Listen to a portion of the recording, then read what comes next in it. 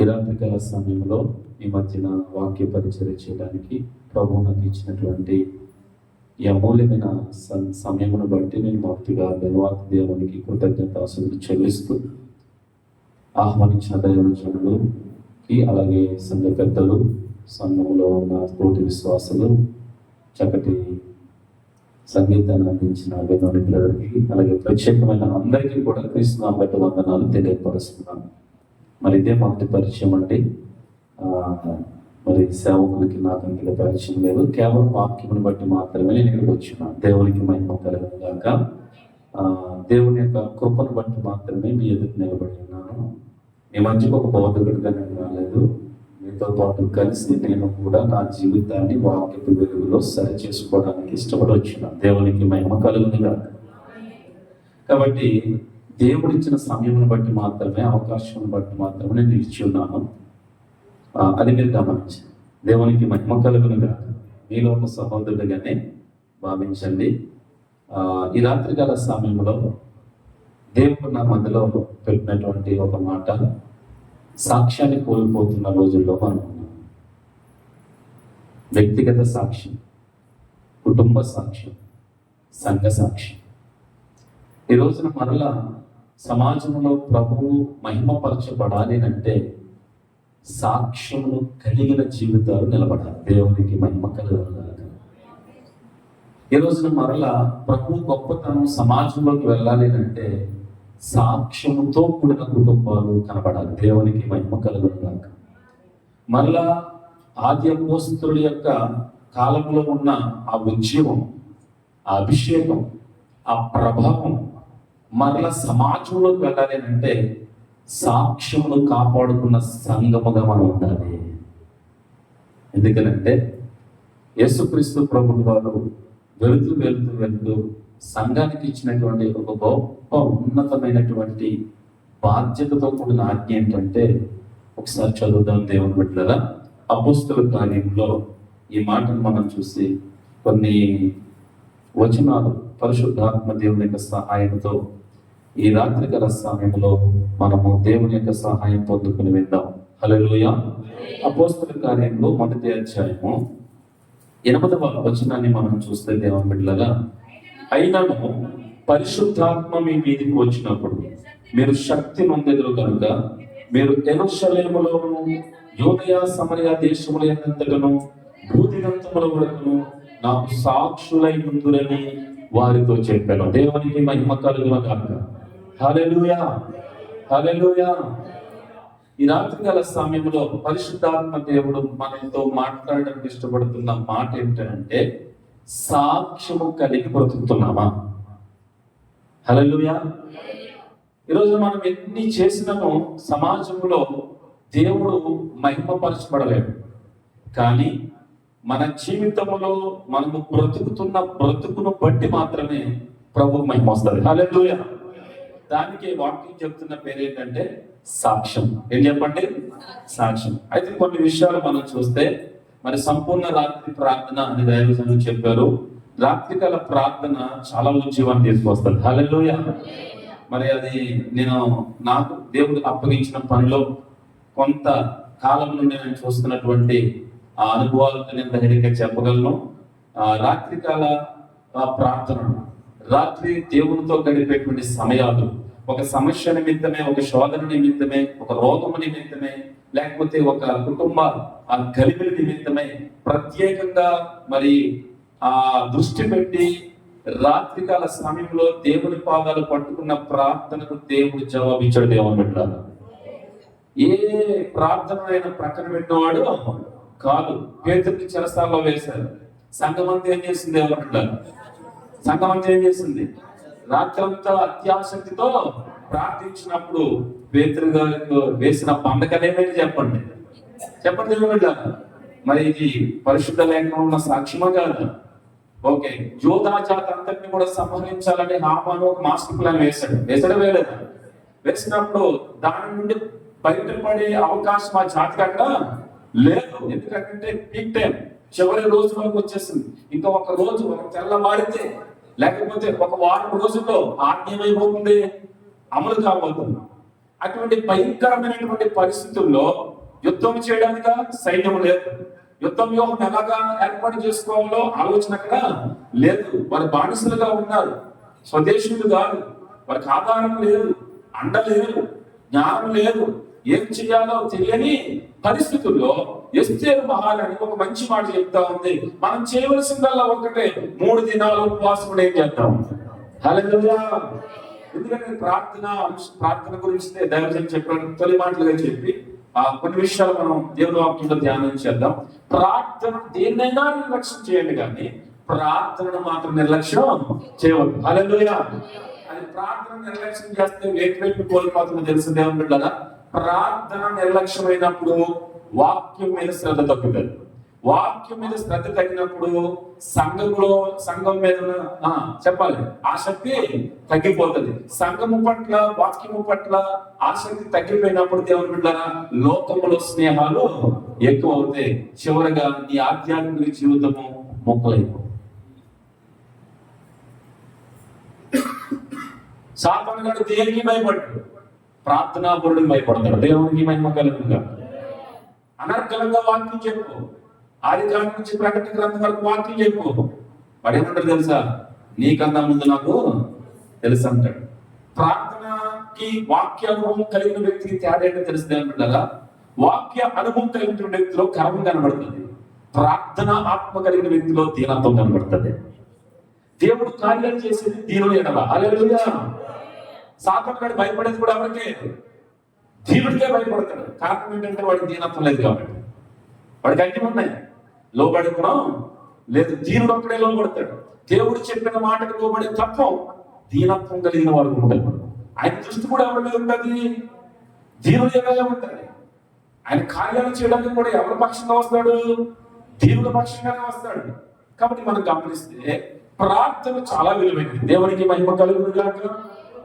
సంఘమంతా అత్యాశక్తితో ప్రార్థించినప్పుడు పేతురు గారు చెరసాల నుంచి బయటకు వచ్చారు.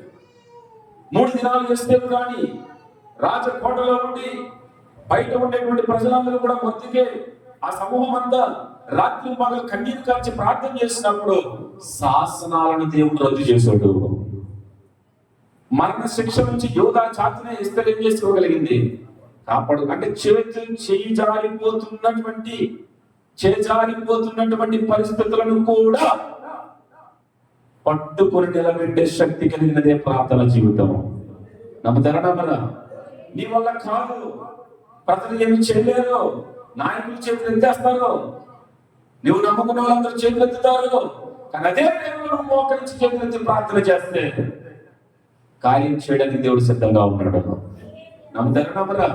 కొత్తగా చెప్తున్నాను, ప్రార్థన గొప్పతనం ఏంటో కొన్ని విషయాలు. ప్రార్థన కూడా ఇది అది మన మనసులో ఉండాలి. 2 విషయాలు చెప్పాను. 3వ విషయం మీ జ్ఞాపకంలోకి తీసుకొస్తున్నాను దేవుని బిడ్డలారా.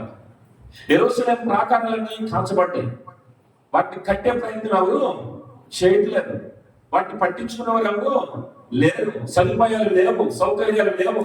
అటువంటి పరిస్థితుల్లో దేవుని బిడ్డలారా ఆ యెరూషలేము ప్రాంతం నుంచి కొంతమంది సహోదరులు అర్తహషస్త రాజు దగ్గర ఉన్నటువంటి నెహెమ్యా దగ్గరికి వస్తారు. దేవుని బిడ్డలారా వచ్చినప్పుడు పడిపోయిన ప్రాకారాలు, కాల్చబడినటువంటి ప్రాకారాలు, మందిరం పునాదులు పాడైపోయినప్పుడు వాటి నిమిత్తమై ఆ సహోదరుడు నెహెమ్యా గారితో మనవి చేసుకున్నప్పుడు నెహెమ్యా గారు చేసిందని చెప్పండి. ఆ రాత్రంతా ఏం చేశాడంట? ప్రార్థన చేశాడు. ఆ రాత్రంతా ప్రార్థన చేసినప్పుడు అద్భుతంగా మందిర ద్వారాలు తెరవబడ్డాయి లేదా? ప్రాకారములు కట్టడానికి, పునాదులు మరలా బాగు చేయడానికి, ఆ గోడలు మరలా బాగు చేయడానికి దేవుని బిడ్డలారా అర్తహషస్త రాజు హృదయం తెరవబడిందా లేదా? ఈ అద్భుత కార్యం ఎవరి ద్వారా జరిగింది? ఆ రాత్రంతా ఎవయ్యా నెహెమ్యా, నీ ముఖమేంటి నిన్న మొన్నట్లా లేదేంటి అని అర్తహషస్త రాజు అడిగినప్పుడు, అవునయ్యా రాత్రంతా నేను నా మందిరం నిమిత్తం ఏం చేశాను అంటున్నాడు. ప్రార్థన దేవునికి మహిమ కలుగును గాక. ప్రార్థన చాలా గొప్పది. నెహెమ్యా ప్రార్థన పడిపోయిన ప్రాకారాలు కట్టింది. సంఘము ఆసక్తితో చేసిన ప్రార్థన దేవుని బిడ్డలారా పేతురుని బంధకాల నుంచి బయటికి తీసుకొచ్చింది. ఎస్తేరు 3 రాత్రులు పగలు చేసిన ప్రార్థన యోధా జాతిని రక్షించగలిగితే ఇంకొక అద్భుతమైన మాట చెప్పిన దేవుని బిడ్డలారా అంతకుడుగా, కఠినాత్మకుడుగా, మూర్ఖుడుగా, హింసకుడుగా యెరూషలేములో ఉన్న సంఘాన్ని పాడు చేయడమే కాకుండా దమస్కు ప్రాంతానికి బయలుదేరలేదా? ఎవరు చెప్పండి? సౌలు గారు బయలుదేరారు. భయంకరమైనటువంటి ఆలోచనతో వెళ్తా ఉంటాడు. కానీ అక్కడ రాత్రి అంతా ఏం చేస్తున్నాడు? దేవునికి మహిమ కలుగుతుంది. అర్థంగా దేవుని బిడ్డలారా, ఆయన రాత్రి అంతా ఏం చేస్తున్నాడు? ప్రార్థన చేస్తున్నాడు. ఆయన ప్రార్థన చేస్తూ ఉంటుంటే దేవుని బిడ్డలారా, దమస్కు ప్రాంతానికి వచ్చేటప్పటికి ఆ ప్రార్థన ప్రభావం ఎవరిని తాకింది చెప్పండి? రాత్రంతా చేస్తున్న ప్రార్థన ద్వారా కఠినులపై దేవుని వాక్య ప్రత్యక్షత వస్తుంది. కఠిన హృదయాలు తెరవబడతాయి. అంధత్వంతో పరిగెడుతున్నటువంటి నేత్రాలు మూయబడి పరిశుద్ధమైనటువంటి వెలుగును చూసే నేత్రాలు తెరవబడతాయి. ఏ ప్రార్థన చెప్పండి? రాత్రంతా చేసే ప్రార్థన. ఆ జీవితంలో కూడా దేవుని బిడ్డలారా ఎన్నో విషయాల్లో దేవుడు ఈ అనుభవాన్ని ఇచ్చాడు. దేవునికి మహిమ కలుగుగాక. రేపు సంఘం పెట్టావా? రేపు ఆదివారం పెట్టాడా? జీవుడు కానీ చంపేస్తాం. రేపు ఆదివారం ఆరాధన లేదు, ఇక్కడ చర్చ ఉండదు, ఇక్కడ ఆరాధన ఉండదు అని ఆ ముందు రోజు అంతా పబ్లిక్ చేసే డ్రామా అంతా. నాకెవరు ఆధారం లేదు. దేవుడు చెప్పాడు, దేవుని బిడ్డలారా ఉన్న ఉద్యోగాన్ని వదులుకొని పరిశుద్ధ గ్రంథం పట్టుకుని ఊరొచ్చు. ఆయన చెప్పిన మాట చెప్పు. అంతకుముందు చాలా భయంకరమైన జీవితం. అయితే ఎవరితో చెప్పుకోవాలన్నా కూడా నాకు ఎవరు అవకాశాలు లేవు. వాక్యాన్ని చూశాను, ఆయన పాదాలు పట్టుకున్నాను. ఎక్కడైతే చంపేస్తానన్నారో, ఎక్కడైతే ఇల్లు కూల్చేస్తానన్నారో, ఎక్కడైతే సంఘం కట్టకుండా జరగకుండా ఇదే చివరి ఆదివారం అని అన్నారు, అదే స్థలంలో దేవుడు మందిరాన్ని కట్టని దేవుడు తెరిచాడు. ఎవరైతే దాడులు చేశారో, ఎవరైతే దాడికి దిగారో, ఎవరైతే కేసులు పెట్టారో వారి నిమిత్తమే రాత్రులు ప్రార్థన చేయగా ఈ రోజు వారందరూ సంఘ పెద్దలు అయ్యారు. చెప్పడం కూడా నేను ఎందుకు ఈ మాట చెప్తానంటే, ఒక ప్రాంతంలో కాదు, నేను చేస్తున్న 5 గ్రామాల్లో కూడా ఈ పరిస్థితులు జరిగినాయి. 5 గ్రామాల్లో కూడా దేవుని పరిచర్య జరగాలని దేవుడు ద్వారాలు తెరిచాడు. కేవలం నేను చెప్తున్నాను, నాకు అంత వాక్యానుభవం లేదు, కానీ వాక్య పరిజ్ఞానం అంత లేదు, కానీ దేవుడు నాకు ఇచ్చిన మాటలు నేను చెప్పగలుగుతాను. నేను బ్రతుకులో నేను పాటిస్తున్నదే మీకు చెప్పగలుగుతాను. అయితే ప్రార్థన మాత్రం, ఆ ప్రార్థనలో ఉన్న శక్తిని మాత్రం నేను కన్నులారా చూశాను. దేవునికి మహిమ కలుగుతాను. కాబట్టి దేవుని బిడ్డలారా ఇంకొక మాట కూడా చెప్తాను. నా నోట్ల అక్షరములు లేదండి మాస్టర్ గారు, నాకు వాక్యం చదవడం రాదు, నేను దేవుడికి ఎలా ఉపయోగపడతాను అని ఒకవేళ మీరు ఎవరైనా ఇక్కడ కృంగిపోతా ఉంటుంటే, మీ ప్రార్థనే సంఘానికి వెన్నెముకగా ఉండదు కాక. అర్థమైంది ఏమంటారా? ప్రార్థన ప్రతి ఒక్కరు చేయగలుగుతారు. వాక్యం అందరూ చెప్పలేకపోవచ్చు, పాటలు అందరూ పాడకపోవచ్చు, కానీ ప్రార్థన స్తుతి మాత్రం అందరూ చేయగలుగుతారు. దేవునికి మహిమ కలుగుతుంది కాక. ఇంకొక అద్భుతమైన మాట చెప్పినది ఏమంటున్నారా? ప్రార్థనకే దేవుడు గొప్ప కార్యం చేస్తాడు, స్తుతులకు కూడా దేవుడు గొప్ప కార్యం చేస్తాడు. ఆ 2 బలమైన పరీక్షలు కొంతమందికి ఇచ్చాడు, అందరికి ఇచ్చాడు. కాబట్టి ఈ రోజు మన అందరం కూడా సంఘక్షేమం నిమిత్తమే ప్రార్థనలో పోరాడదాము కాక. ఇంకా చెప్పాలంటే చాలా సందర్భాల్లో మరి రాత్రంతా ప్రార్థన చేసిన అనుభవాల ద్వారా దేవుడు చేసిన గొప్ప కార్యాలు పరిశుద్ధ లేఖన భాగంలో ఉన్నాయి. ఇంకా సంపూర్ణ రాత్రి ప్రార్థన అన్నారు. కాబట్టి ఈ మాటలు మాకు ఎక్కడ పెట్టుకోండి. ఓకే, ఒకవేళ ఇంకా మీరు ప్రార్థన చేయకపోతే, ఒకవేళ ఆ ప్రార్థన గురించి సరైన అవగాహన లేకపోతే, ఆ ప్రార్థన చేసే గొప్ప కార్యం మరొక కార్యం కూడా చెప్పేస్తుంది దేవుని పిల్లలు. ఏంటో తెలుసా? మీ ఇంట్లో పిల్లలు ఎవరైనా మీ మాట వినకపోతే, ఒకవేళ మీ పెద్ద కొడుకు అనుకోవచ్చు, ఎందుకంటే మా ఇంట్లో నేను పెద్ద కొడుకు కాదు, దేవునికి స్తోత్రాలు. అయితే మా అమ్మ మొట్టమొదటి మా ఇంట్లో ప్రభుత్వం తెలుసుకున్నాను. మా అమ్మగారికి అంత వాక్యం తెలియదు, దేవుని యొక్క లేఖనాల గురించి తెలియదు. కానీ యేసు ప్రభు గురించి తెలుసుకున్న తర్వాత మా అమ్మగారు నేర్చుకున్నది ఏంటంటే, ఎప్పుడు కన్నీరు కాచే ప్రార్థన. దేవునికి స్తోత్రం. ప్రార్థన చేసుకుంటుంటే సినిమా పాటలు పెట్టేవాడు, ప్రార్థన చేసుకుంటుంటే ఆ నోట్లో గొడ్లు కూరేవాడు, ఎందుకంటే ఆ శబ్దం బయటికి ఎక్కడికే వినబడకూడదని. అటువంటి పరిస్థితులు, సినిమాలు, రికార్డ్ డ్యాన్స్, రకరకాలుగా చెడిపోయినటువంటి నా జీవితం. నా తల్లి ఎప్పుడు కూడా దేవుని బిడ్డలారా మా ముగ్గురు నిమిత్తమే ప్రార్థన చేస్తా ఉండేది. నేను, నా తమ్ముడు, నా చెల్లి. దేవుని బిడ్డలారా ఆమె సుమారుగా ఒక 15-20 సంవత్సరాలు కన్నీరు కాచి ప్రార్థన చేసింది. రాధగా చెప్తున్నాను, ఆమె ఎన్ని రాత్రులు మేలుకొని ప్రార్థన చేసింది నాకు తెలియదు, ఎంత కన్నీరు కాచిందో నాకు తెలియదు. కానీ ఈ రోజు మేము ముగ్గురం కూడా దేవునికి సేవలో వాడబడతా ఉన్నాము. ఆ పాప బంధకాల నుంచి విడిపించాడు దేవుడు. నన్ను దేవుని సేవకు పిలిచాడు. నా చెల్లెకు విజయనగరం, పార్వతీపురం, వైజాగ్ ప్రాంతాల్లో గొప్ప సేవ చేస్తున్నాడు. నా తమ్ముడు ఉన్నతమైన ఉద్యోగంలో ఉన్నాడు. ఉద్యోగం చేస్తూ దేవుని పరిస్థితుల్లో రైట్ హ్యాండ్ నిలబడ్డాడు. ఈరోజు మా కుటుంబం అంతా దేవుని సేవలో మరి పరిచయంలో మరి ఏక మనసు కలిగి ముందు సాగిపోతా ఉన్నాం దేవుని బిడ్డ. అయితే నేను ఎందుకు ఈ మాట చెప్తున్నానంటే, ఈ కుటుంబం అంతా దేవుని పరిచయంలోకి రావడానికి వాక్య జ్ఞానం కాలేదని కన్నీటి ప్రార్థన. ఎందుకు ఈ మాట తొలిగా చెప్పాలనిపించింది? ఒకవేళ మీ పిల్లలు మాట వినకపోతే మీరు చేయవలసినటువంటి ఒక ఉన్నతమైన పని ఉంది, ఇది ఏం చేయొద్దు. వాళ్ళందరూ పడుకున్న తర్వాత దేవుని బిడ్డ రహస్యంగా ప్రభు పాదాలు పట్టుకుని ఎంతసేపు ఉంటారో అంతసేపు ప్రార్థనలు గడపండి. ఎందుకంటే నేను నమ్ముతున్నాను, నువ్వైనా చనిపోతావేమో కానీ నువ్వు బతుకున్నప్పుడు చేసిన ప్రార్థన మాత్రం చచ్చిపోవు. ఆ ప్రార్థన బతికే ఉంటుంది. ఎవరి కోసమైతే చేసావో వారిని బ్రతికిస్తుంది. నమ్ముతారా నమ్మరా? జార్జ్ ముల్లర్ అనేటువంటి గొప్ప దైవజనుడు, ఆయన మంచి ప్రార్థనాపరుడు. ఆయన జీవితకాలంలో అనేక అవసరాల నిమిత్తమే ప్రార్థన చేసుకుంటూ వచ్చాడు. ప్రతి ప్రార్థనకు దేవుడు ఏమి ఇచ్చాడు చెప్పగలడు? జవాబు ఇచ్చాడు. ఆయన డిక్షనరీ లేకపోతే ఆయన జీవిత చరిత్రలో ఆయన నోట్ చేసుకుంటూ ప్రతి ప్రార్థనకి ఎప్పుడు చేశానో ఎప్పుడు జవాబు వచ్చింది, ఎప్పుడు చేసిన ఎప్పుడు జవాబు వచ్చిందని ప్రతి ప్రార్థనకి ఆయన ఏం చేస్తున్నాడంట చెప్పండి దేవుని బిడ్డలారా? నోట్ చేసుకుని రాసుకుంటూ వచ్చినాడు దేవుని బిడ్డలారా. ఆయన చనిపోయాడు. ఆయన చనిపోయిన తర్వాత ఆయన సమాధి ఆ యొక్క స్థాపన నిమిత్తం వచ్చిన వారందరూ అక్కడికి వెళ్ళి ఆయన చూస్తున్నారు. పక్కన ఏం పెట్టారంట? ఆయన రాసుకున్న ధైర్యం పెట్టారంట దేవుని బిడ్డలారా. చూస్తే ఈయన బ్రతికిన కాలంలో ఎన్ని ప్రార్థన చేస్తాడో, ఏ అంశాల గురించి చేశాడో ప్రతి ప్రార్థన చదువుతున్నారంట. జవాబు వచ్చిందని పక్కన రాసుకున్నాడు. మొత్తం డైరీలో అంతా కూడా ప్రతి ప్రార్థనకి ఏమొచ్చింది? జవాబు వచ్చింది. అయితే ఒక పేజీలో మాత్రం ఒక నెంబర్ దగ్గర మాత్రం ప్రార్థన అయితే ఉంది కానీ అక్కడ ఆన్సర్ అనేది జవాబు రాలేదంట. ఏంటంటే తన బెస్ట్ ఫ్రెండ్, తన ముఖ్యమైన స్నేహితుల కొరకు సుమారుగా 25 సంవత్సరాలు చేశాడంట. ఆయన ఇక్కడ ఉందమ్మా ప్రార్థన చేశాను. అయ్యా, నా స్నేహితుడు రక్షించబడాలి, నా స్నేహితుడు నాశనానికి వెళ్ళడానికి వీలు లేదు, నా స్నేహితుడు ఈ ప్రేమను పొందుకోవాలి, ఈ సత్యాన్ని తెలుసుకోవాలి, నిత్య రాజ్యంలో నాతో పాటు నా స్నేహితుడు కూడా ఉండాలని కన్నీరు కార్చి ఎన్ని దినాల నుంచి ఎన్ని సంవత్సరాల నుంచి ప్రార్థన చేస్తాడు. ఆ బాలభరితమైన మాట అక్కడ రాసుకుని జవాబు కొరకు ఎదురు చూశాడు.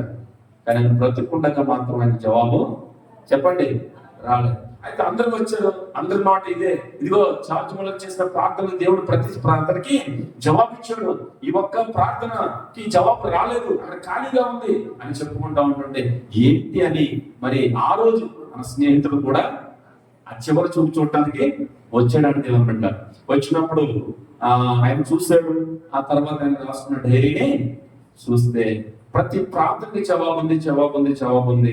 ఆయన బ్రతికిన కాలంలో ఎవరి కొరకు ప్రార్థించాడు, ఏ విషయాల కొరకు ప్రార్థించాడు, ఎటువంటి ఘనకార్యాలు దేవుడు చేసుకుంటూ వచ్చాడో ప్రారంభం నుంచి చదువుతుండగా దేవుని బిడ్డగా దేవుడు తనతో మాట్లాడటం స్టార్ట్ చేశాడు. దేవుని బిడ్డ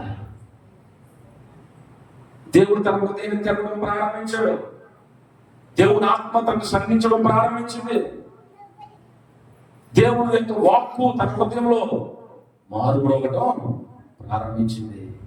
చివరిగా వచ్చాడు, నా ప్రియ ప్రాణ స్నేహితుల కొరకు కన్నీటితో 8 సంవత్సరాల నుంచి ప్రార్థన చేస్తున్నాను, నా స్నేహితుడు రక్షణ పొందాలి, దేవాలను ఖరీచే అన్న కొటేషన్ చదివాడంట. ఎవరంటే ఇతని పేరు అక్కడ ఉంది. అప్పుడు ఆ స్నేహితుడు ఆ సమాధి కార్యక్రమం పూర్తవక ముందే ఆ ప్రజలందరి ముందు తిరిగి అన్నాడంట, ఈ ప్రార్థనకి జవాబు ఈ రోజు వచ్చింది అన్నాడు. చెప్పబడుతుంది. ఈ ప్రార్థనకి జవాబు ఈ రోజు వచ్చింది.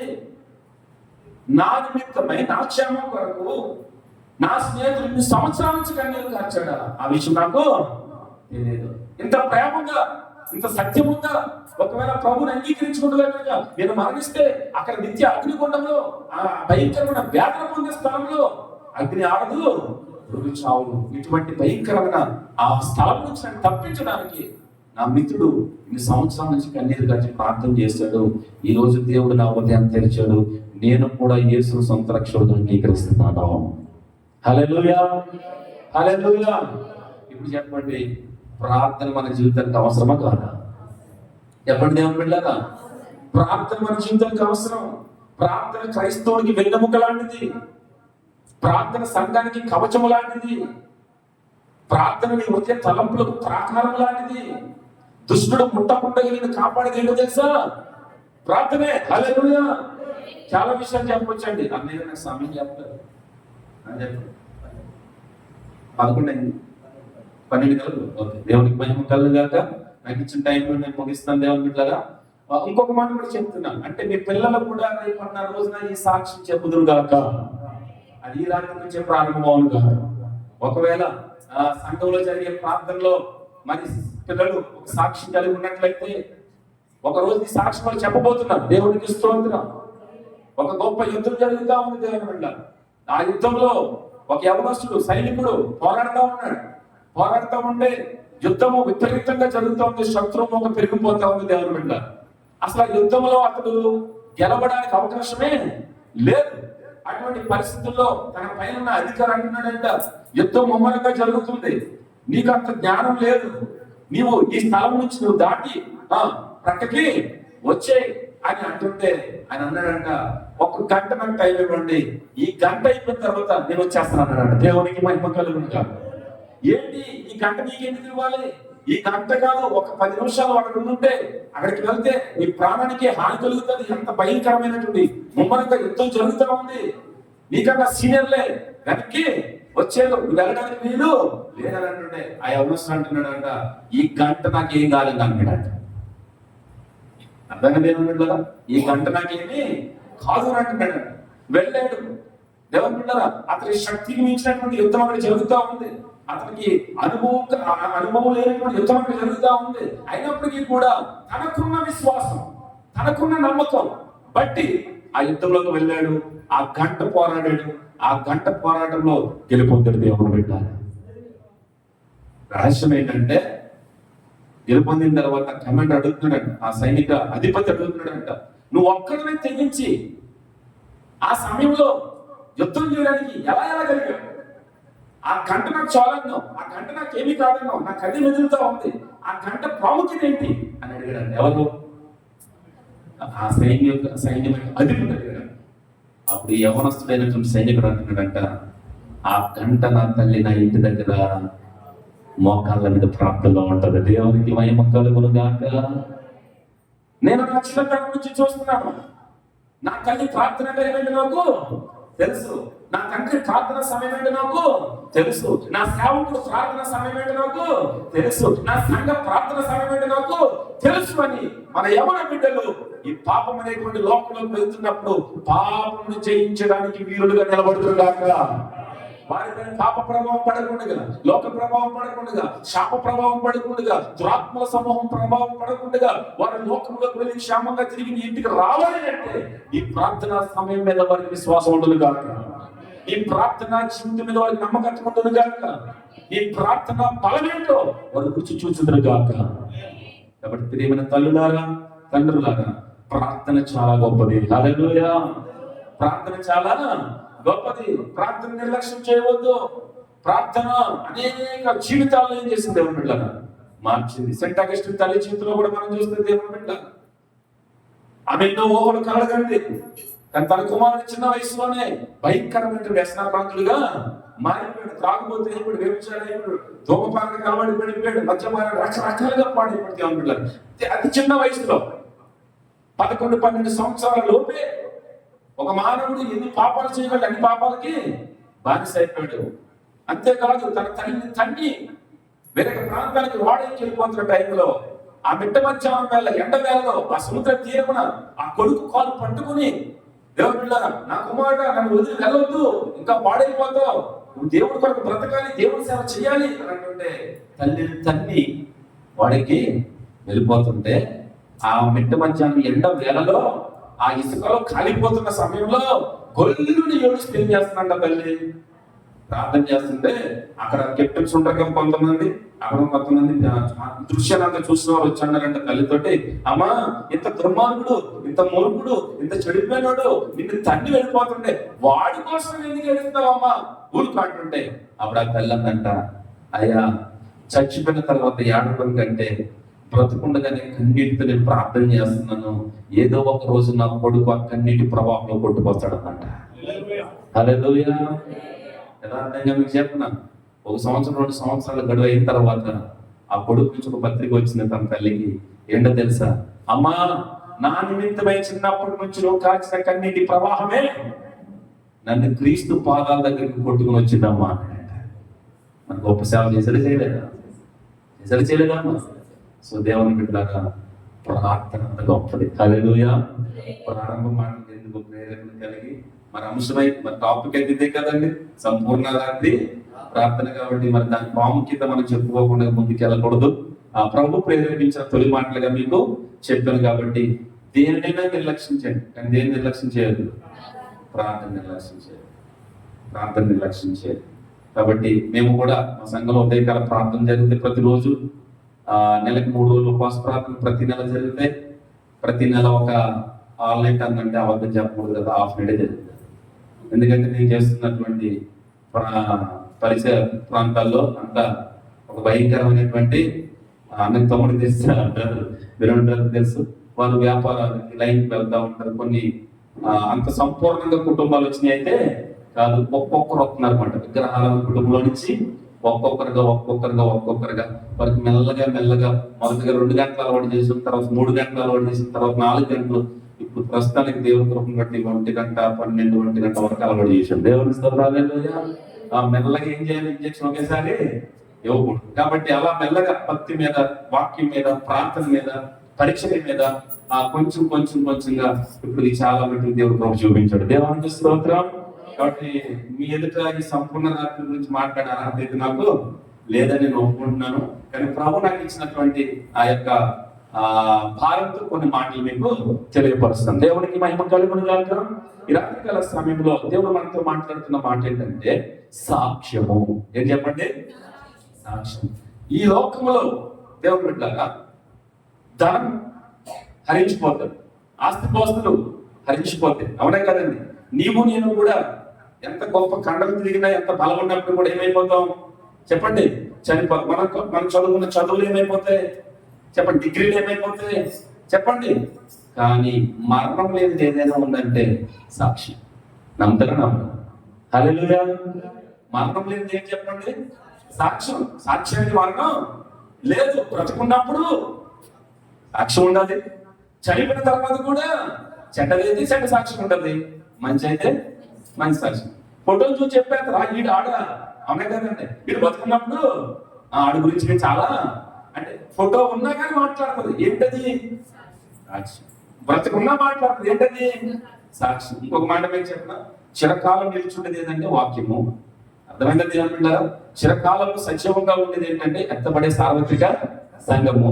చిరకాలం కూడా మారుకోలేదు ఏంటంటే ఆ సార్వత్రిక సంఘములో బ్రతికిన బిడ్డల జీవిత సాక్ష్యాలు. హల్లెలూయా.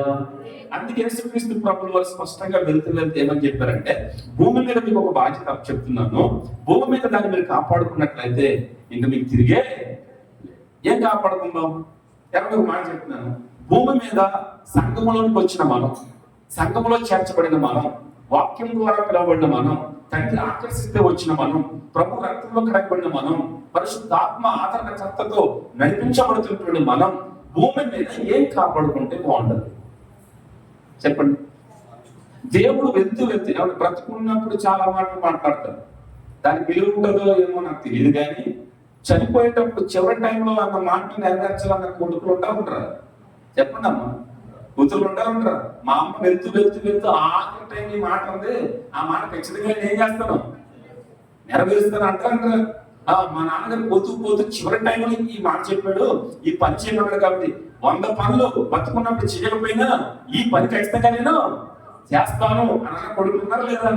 ఏమండి, ఒక శారీరకంగా కన్నా తండ్రి కోరిక నెరవేర్చడానికి ఆ మాట కన్ఫ్యూజ్ ఇస్తూ ఉంటుంటే ఈయన మన కొరకు ప్రాణం పెట్టినటువంటి లోకరక్షకుడు, మనం సృష్టించిన సృష్టి కర్త, సర్వాన్ని నోటి మాటతో సృష్టించిన మహాదేవుడు వెళుతూ అంటున్న మాట ఏంటో తెలుసా? ఈ భూమిని సరైన దానిగా ప్రతిజ్ఞ దినాలలో మరణించిన తర్వాత మృత్యుంజడే తిరిగి లేచిన తర్వాత మొట్టమొదటి సంఘానికి, ఆదిమ సంఘం, మొట్టమొదటిగా కొత్త నిబంధనలో ప్రారంభించబడుతున్నటువంటి సంఘానికి దేవుడు ఇచ్చినటువంటి గొప్ప విలువైనటువంటి మాట ఏంటో తెలుసా?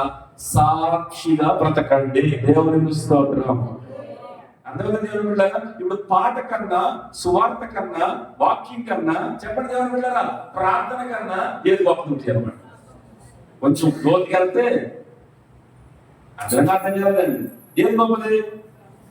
లోకంలో మీరు యేసుప్రభు నమ్ముతా అంటే యేసుప్రభు గురించి అనర్గళంగా గంట సేపు మాట్లాడితే వాడు ఎవరిని చూస్తాడు?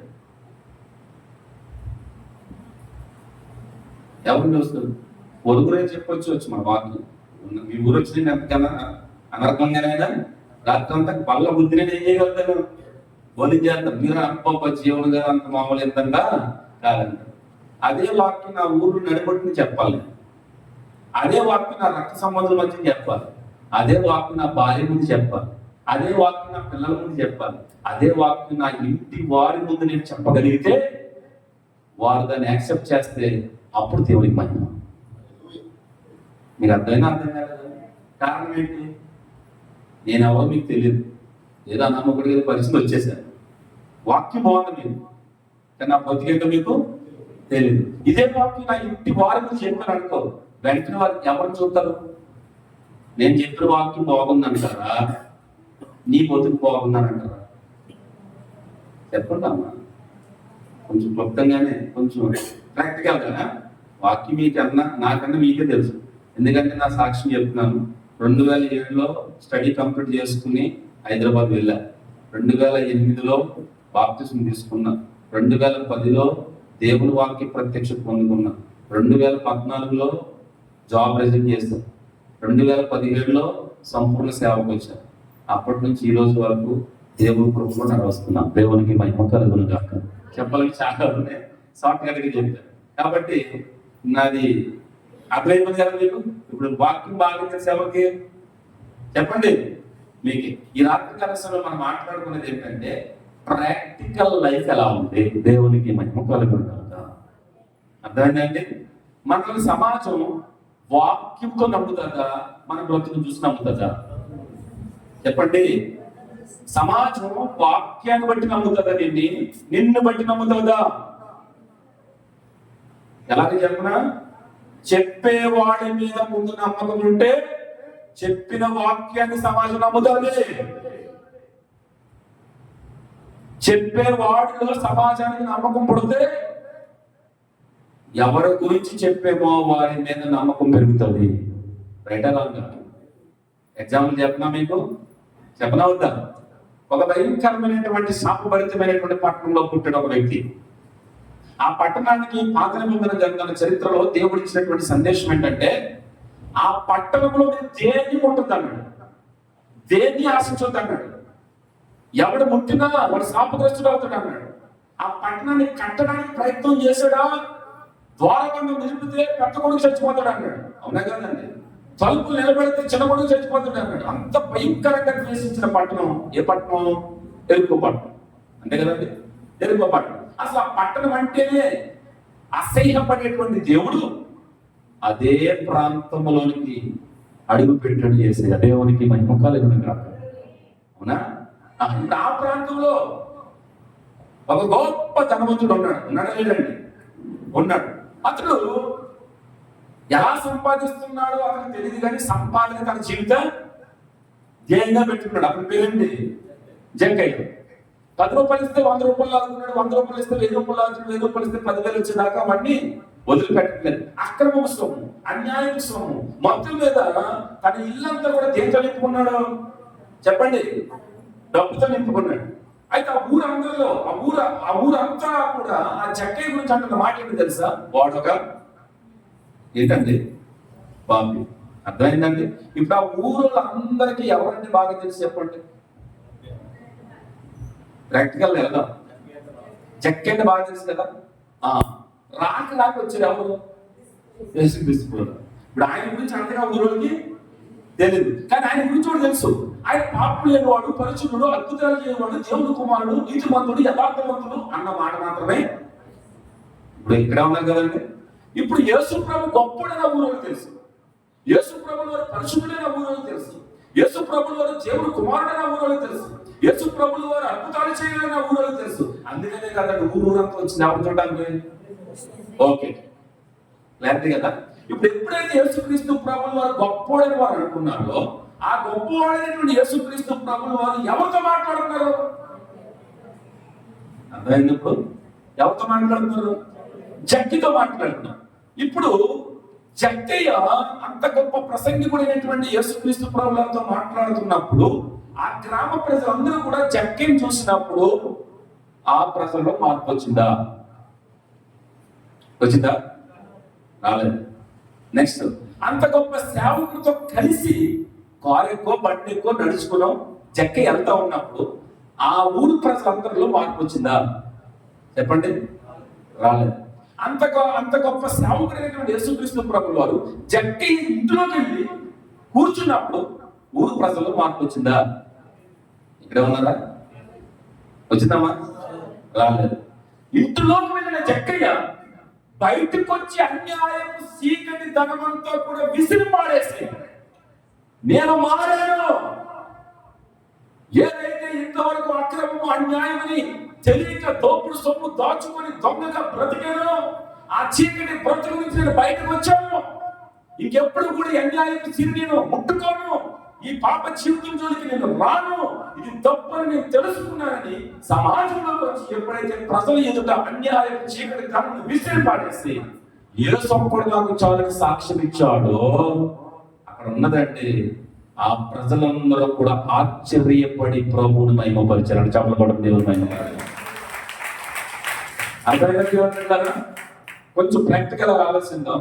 ఇప్పుడు జక్కయ్య వాక్యం చెప్పాడా, సాక్షి చూపించాడా? చెప్పండి.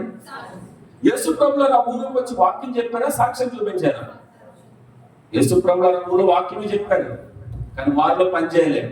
ఎలా పనిచేసిందనంటే మార్పు చెందిన జక్కయ్య ద్వారా సాక్ష్యం యేసు ప్రభువులు చూపించారు అక్కడ. హల్లెలూయా. అర్థమైతే దేవుని బిడ్డలారా, వాక్యంలో శక్తి లేక కాదు, వాక్యమును నమ్మిన నీవు మారకపోవడాన్ని బట్టి వాక్యం ఇతరుల కార్యము చేయలేదు. నమ్ముతారా నమ్మరా? వాక్యం ఎప్పుడు కూడా శక్తి కలిగిందే, వాక్యం ఎప్పుడు కూడా ప్రభావం కలిగిందే, వాక్యం ఎప్పుడు కూడా బాగు చేస్తుంది. ఎలా బాగు చేస్తుంది అంటే ఆ వాక్యానికి పట్టుబడిన నీ జీవితము మారడాన్ని బట్టి నీ తోటి వారిని బాగు చేస్తుంది. సో మెయిన్ ఏంటండి ఈరోజు? ఇప్పుడు జక్కయ్య ఎక్కువ ప్రాంతం అంతటికి ఏమి ఇచ్చాడు? జక్కయ్య వాక్యం చెప్పినట్టుందా? జక్కయ్య ప్రసంగం చేసినట్టుందా? కానీ జక్కయ్య ఏం చూపించాడు సమాజానికి?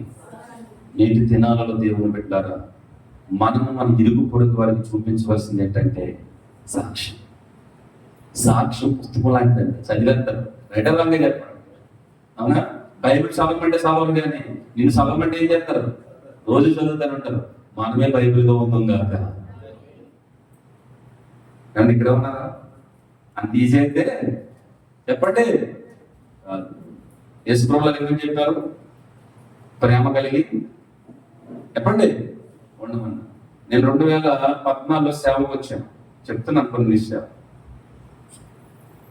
రాళ్ళు ఇస్తే కర్రలు పట్టుకుని వచ్చారు, కొట్టారు. 10 సార్లు పోలీస్ స్టేషన్కి వెళ్ళాను, కేసులు పెట్టారు.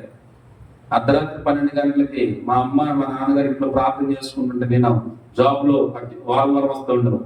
ఎస్ఐని తీసుకొచ్చి కాలర్ పట్టుకుని బయటకి ఇచ్చుకుని వెళ్తారు. పంచాయతీలో నిలబెట్టారు. యథార్థంగా చెప్తున్నాను, వారు కేసు కూడా నమ్ముకొని మాత్రం నేను చెప్పలేదు. కరోనా టైంలో భయంకరమైన మరణ పడకల మీద ఉన్నారు వాళ్ళు. దేవునికి స్తోత్రం. ప్రభు నాతో మాట్లాడుతున్నాడు, ఇప్పుడు నువ్వు చూపించవలసింది నీ జీవిత సాక్ష్యం.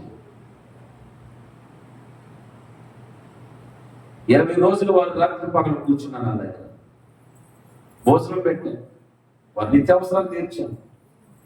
నన్ను కొట్టినోళ్ళే, నన్ను తిట్టినోళ్ళే, నా మీద కేసులు పెట్టినోళ్ళే, నన్ను తిరస్కరించిన వాళ్ళే ప్రేమను పంచాను. ఈ రోజున వారు 12 మంది రక్షించబడి సంఘ పెద్దలుగా ఉన్నారు. దేవుని వల్ల చేపలు కొట్టడం దేవుని వల్ల. వారంటున్న మాట ఉంటే యేసు ప్రభు ప్రేమ ఎలా ఉంటుందో మాకు తెలియదు, కానీ యేసు ప్రభు ప్రేమ నీలో నుండి మేము చెప్పండి చూస్తాం. కాబట్టి మా సంఘ పెద్దల్లో ఒక వ్యక్తి వచ్చారు, ఒక వెళ్ళిన అబద్ధం చెప్తాను అంటే ఆయన కళ్ళలో చూశాడు, వెనకాల కూర్చున్నాడు. లేకపోతే మీరు మా ఊరు రావచ్చు. ప్రాక్టికల్ అన్నాం కదా, ప్రాక్టికల్కి భయం ఉండదు. అవునా కదా? ప్రాక్టికల్ చేసినట్టు భయం ఉంటుందా? భయం ఉంటే ఎక్కడైనా అనర్గళంగా చెప్పచ్చు. ఎందుకంటే చేసిందే జరిగిందే చెప్పండి. కాబట్టి థియరీ మార్కులు వేరుంటే ప్రాక్టికల్ మార్కులు వేరుంటాయి. అవునా? ఒరే ఎలా చేస్తారంటే చెప్పండి, దున్నుతాడు, జల్లుతాడు, నాటుతాడు, రాయటం వేరు. ఒక్కరోజు పొలంలో దిగితే చెప్పండి. హల్లెలూయా. మన ప్రభువు థియరిటికల్ పాస్ చేయలేదండి, చేసి చెప్పి చూపించాడు. దేవునికి మహిమ కలుగుగాక. అందుకే ఎంతమంది అణిచివేయాలనుకున్నా ఇది అడిగేది కాదు. దేవునికి స్తోత్రం. ఇది ప్రాక్టికల్ లైఫ్. ఇది జీవించి చెప్పాడు ఆయన, బ్రతికి చూపించాడు ఆయన.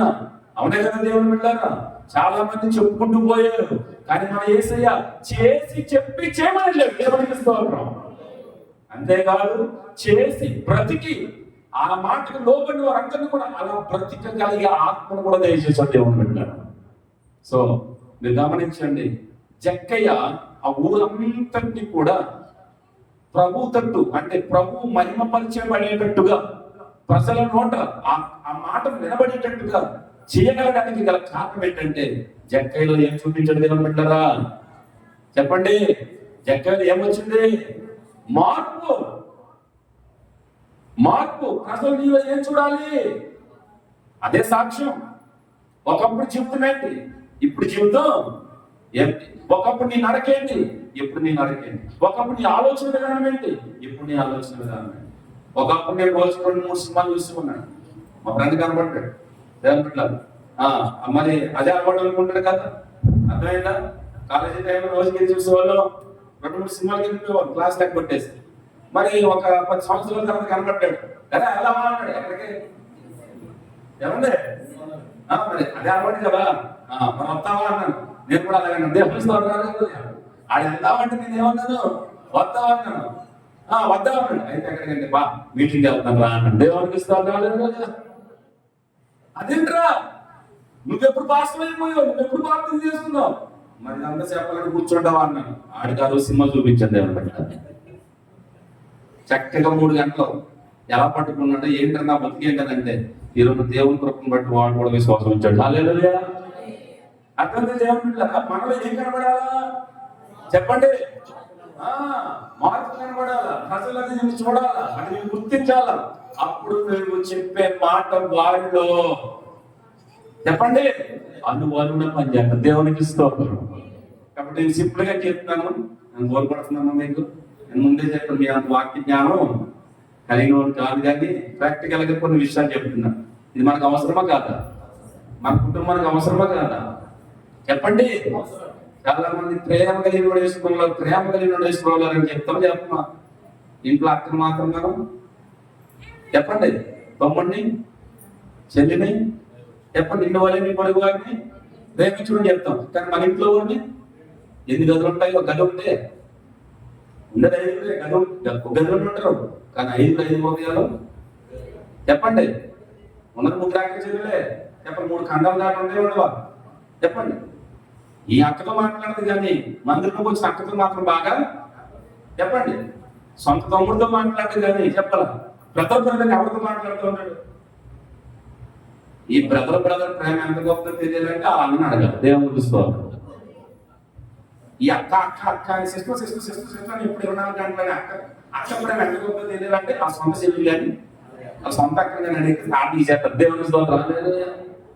నిజమా పదమా చెప్పండి అమ్మా. ఈ బ్రదర్ సిస్టర్ ఇక్కడెక్కడే ఇంటికి వెళ్తే భయంకరమైన యుద్ధాలు చెప్పండి. ఏ నాన్న కంపెనీ కన్నా భయంకరంగా ఉంటే అందుకే వారు ఇక్కడికి రాలేకపోతున్నారు. అర్థం కాలేదు? అర్థమైందండి? సాక్ష్యం ఎంత ప్రభావం చూపిస్తుందో తెలుసా? మరలా అనుకోద్ది, ఇక్కడ ఉన్నారు కదా ఏమండి, ఇక్కడ ఉన్నారా? మా ఆయన మారట్లేదు ప్రార్థన చేయడానికి 24 గంటలు ఎప్పుడు పాస్టర్ గారితో చెప్తూ ఉంటుందండి. ఎవరమ్మా? ఒక అక్క. ఆమె 10 సంవత్సరాల నుంచి వస్తుంది. మా ఆయన మారాడు ఎప్పుడు వెళ్ళి ఎవరి కోసం చెప్తుందంట? ఇటువంటి వాళ్ళు చెప్తే అమ్మోలంటే ఎప్పుడైతే భర్త మీద కంప్లైంట్ చేసి చెప్తున్నారో వాళ్ళ మీద కొన్ని నెగేయాలి. దేవునికి స్తోత్రం. హల్లెలూయా. నన్ను బట్టి మా ఆయన మారట్లేదండి, నేను ఇంకా మారాలని ప్రార్థించేమని ఏకైనా అడిగితే ఖచ్చితంగా ప్రార్థన జవాబిస్తాడు దేవుడు. ఇతరుల మీద కంప్లైంట్ తీసుకొచ్చి ప్రార్థన చేయమంటే ఆ ప్రార్థన వినడు దేవుడు. నా మాట కాదు, వాక్యంలో ఉంది.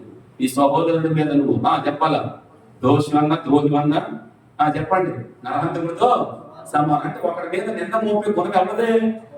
అపవాది. వాడు అటు ఇటు తిరుగుతూ ఉంటాడు కదా, పాడబోగులాగా. వాడు గుణం ఏంటి? అటు ఇటు తిరుగుతాడు. ఆ ఇంట్లో ఏం జరిగింది, పెడతా ఉంటాడు. ఆ సంఘం ఈ సంఘం, ఆ మాట ఈ మాట తీసుకెళ్ళి గుణవాడిది. వాడు వచ్చి ప్రార్థన చేయమని దేవుడు ఏంటంటే, హల్లెలూయా, నువ్వు ఎక్కడి నుంచి వచ్చావు అన్నాడు దేవుడు. అవునా? నువ్వు ఎక్కడి నుంచి వచ్చావు అంటే, నాకు గుణం తెలుసు కదా ప్రభు. ఆడింటి ఈ ఇంటి ఆ ఊసి ఈ ఊసి అటు ఇటు తిరుగుతూ ఇంకో యోగింటి కూడా ఇక్కడికి వచ్చాడు అక్కడ. అవునా కదా? అప్పుడు యోగ సంగతి ఏంటి అంటే చెప్పండి చెప్పలేదా? వాడు అందరి కోసం చెప్తాడు. దేవుడు స్తోత్రం. ఎవరైతే పాస్టర్ గారికి అందరి కోసం చెప్తున్నారో వాళ్ళ మీద నిలయదు కాక.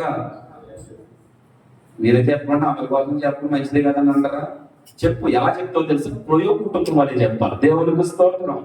సంఘంలో ప్రేమ అనగారిపోతున్నప్పుడు, సంఘంలో అక్రమ సంబంధాలు ఏర్పడినప్పుడు, సంఘం చిన్న భిన్నాలు అయిపోతున్నప్పుడు, సంఘం గర్వాంధకారంతో అపోలో ఒకడు, పౌలు ఒకడు, కెఫా ఒకడు అనేటువంటి భేదాభిప్రాయాలు ఏర్పడుతున్నప్పుడు, సంఘము కుప్పకూలిపోతున్నటువంటి విషయాలు గుర్తిరిగి సంఘ క్షేమాభివృద్ధి నిమిత్తమై క్లోయో కుటుంబం ముందుకు వచ్చి ఆ సంఘ సాక్ష్యం పాడవకుండా ఉండాలి అంటే పౌలు గారికి వర్తమానము చెప్పాలి అని ఒక పత్రిక రాసి పౌలు గారికి చెప్పడం ద్వారా 1 కొరింథీ పత్రిక బయటకు వచ్చింది. దేవునికి స్తోత్రం.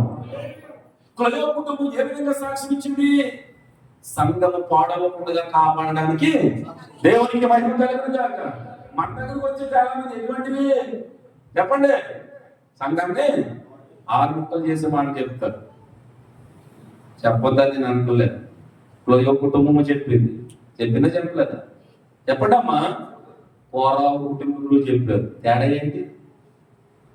క్లోయో కుటుంబం చెప్పడాన్ని బట్టి సంఘం కట్టబడింది. కోరావు మాటలు వినడాన్ని బట్టి సంఘము చీల్చబడింది, భూమి నెరవేర్చింది, మిరెంగడం జరిగింది. ఈ పాయింట్ గుర్తుపెట్టుకోండి. మనము సేవకులకి చెప్పే మాటలు ఎవరి గురించి చెప్పినా వారి జీవితాలు కట్టే మాట చెప్తాం గాక. మనము ఎవరి గురించి సమాచారం తీసుకొచ్చి మందిరంలో ప్రార్థన చేసినా వారి కుటుంబం కట్టబడును గాక. అటువంటి మంచి ఉద్దేశంతో మనం సలహాలు ఇచ్చే బిడ్డలుగా ఉండవు గాక. ఎందుకంటే తెలిసి ఇది కూడా సాక్షిలో ఒక పార్టీ. అవునే కదండి? 24 గంటలు నువ్వు అలాగే చెప్తున్నావు అనుకో, నీకు పేరు వచ్చారు. ఏం చెప్పండి? ఏమాట అక్క? ఏమంటే సాగి లక్క. అవునా కదా? ఇప్పుడు నువ్వు మందిలో ఉన్నా, మంది నుంచి వెళ్ళిపోయినా, ఒకవేళ టైం కాలం దగ్గర పడేసి ఆ ఫోటోలో వెళ్ళిపోయినా, ఫోటో చూసినప్పుడల్లా సిస్టర్స్ బ్రదర్స్ ఏమని ఊహించుకుంటారు? ఈ అక్కలే ఊసు మనకి సాక్ష్యమా? సాక్ష్యమా కదా? పెద్ద సాక్ష్యం అది. మామూలు సాక్ష్యం అయితే నేను అవుతున్నారంటే ఎవరన్నా వేచిందంటే దేవుని స్తోత్రం. హల్లెలూయా. అంటే మనం గమనిస్తాం, దేవుడు ఎంత పర్టికులర్ గా చెప్తున్నాడంటే మనము దీన్ని కాపాడుకుందాము గాక. అవునండి. ఇప్పుడు ఇంకొక విషయం నేను జ్ఞాపకం తీసుకొస్తున్నాను. ఈమె జీవిత చరిత్రలో మనం చూస్తే ఆమెకి క్రమం లేదు, మర్యాద లేదు, వాయావరస కూడా లేదు. ఆ ఊరందరూ కూడా ఆమె జీవితాన్ని చూశారు, ఆమెను అనుభవించిన వాళ్ళు కూడా. అర్థమైంది దేవుడు? ఆ ప్రాంతం సమరయ ప్రాంతం. అవునే కదండి? ఆ సమరయ ప్రాంతంలో ఒక సుఖారమను ఒక ఊర్లో ఒక శరీరాన్ని అమ్ముకుంటూ వేశ్యగా వ్యభిచారిగా బ్రతుకుతున్న ఒక స్త్రీ ఉంది. అర్థమైందండి? అంతవరకు ఆ ఊరిలో అందరికీ ఆమె ఎలా పరిచయమైంది చెప్పండి? ఆమె చూడగానే వారి మనసులో కానీ, వారి చూపులో కానీ, వారి ఊహలో కానీ ఏం జ్ఞాపకం వస్తుంది? ఈమె ఒక వ్యభిచారి, ఈమె ఒక వ్యభిచారి.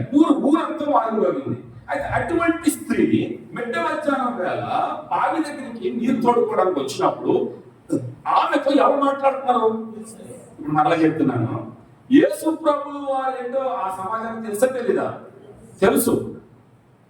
యేసు ప్రభు గారు గొప్పవారు. యేసు ప్రభు గారు గొప్పవారు.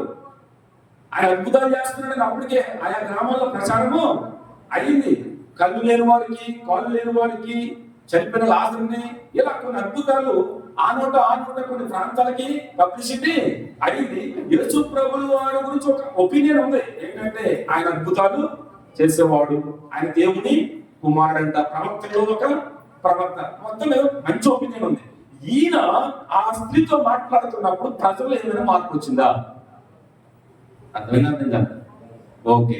ఇంకొక మాట చెప్పిన, ఆ మట్టి మధ్యాహ్నం వేళ యేసు ప్రభువు ఆమెతో మాట్లాడుతున్న టైంలో శిష్యులు వచ్చారా రాలేదా? వచ్చిన ఆ దృశ్యం చూసిన వారిలో ఏమైనా మంచి ఆలోచన వచ్చిందా, చెడు ఆలోచన వచ్చిందా? మంచి ఆలోచన రాలేదు శిష్యులు అయినప్పటికీ కూడా.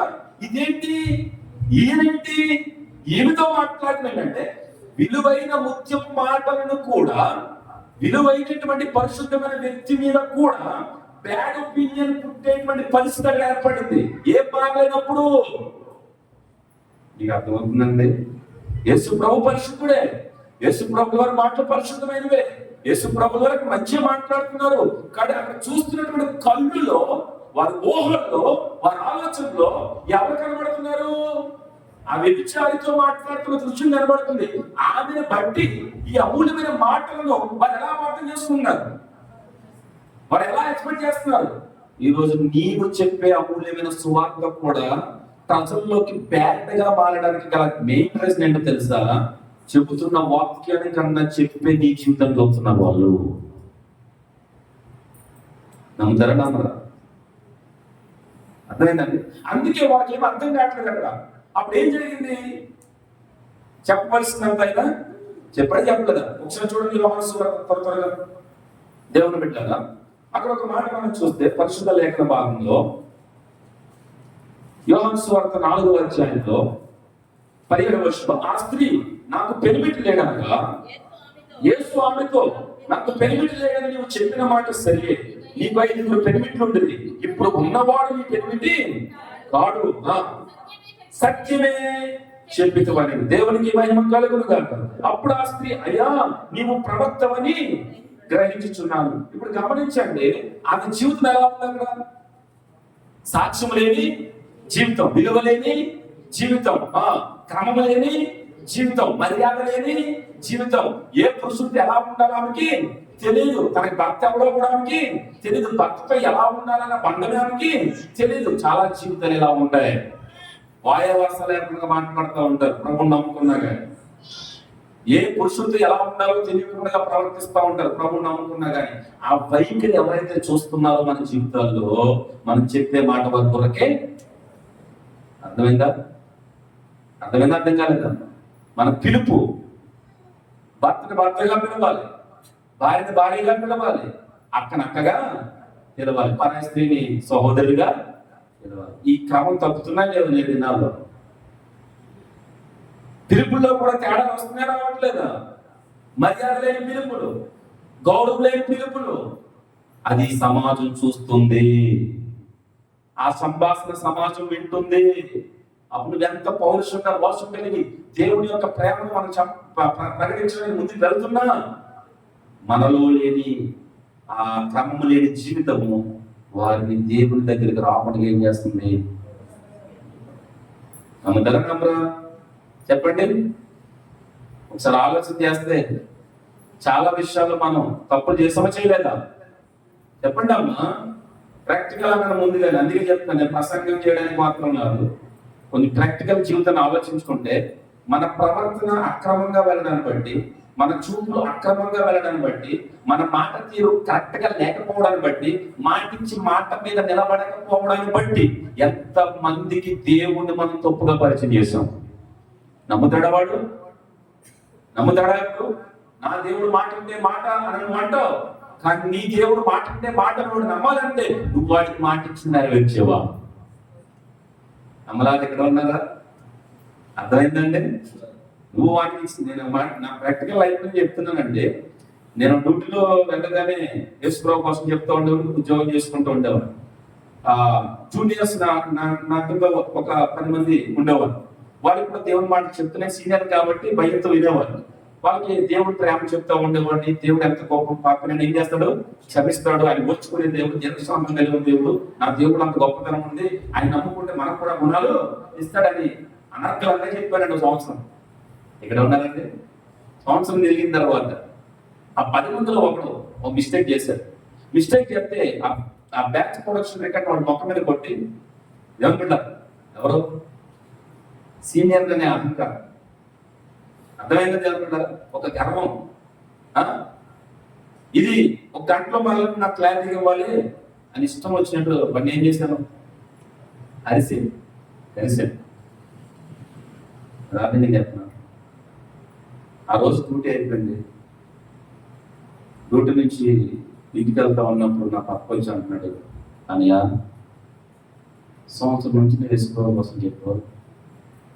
ఆయన ప్రేమ కలిగిన దేవుడు అన్నావు, నిరక్షాంతం కలిగిన దేవుడు అన్నావు, ఎటువంటి శత్రువునైనా క్షమిస్తారన్నా. నేను నీ శత్రువునైతే కాదు కదా అనియా, నీ కొలిగ్ని కదా, నీ తోటి కింద పనిచేసేవాడిని కదా, అంత కోపం నుంచి అలా ఇస్తేసి వింటాను నేను అన్నానండి. దేవుడు ఇట్లా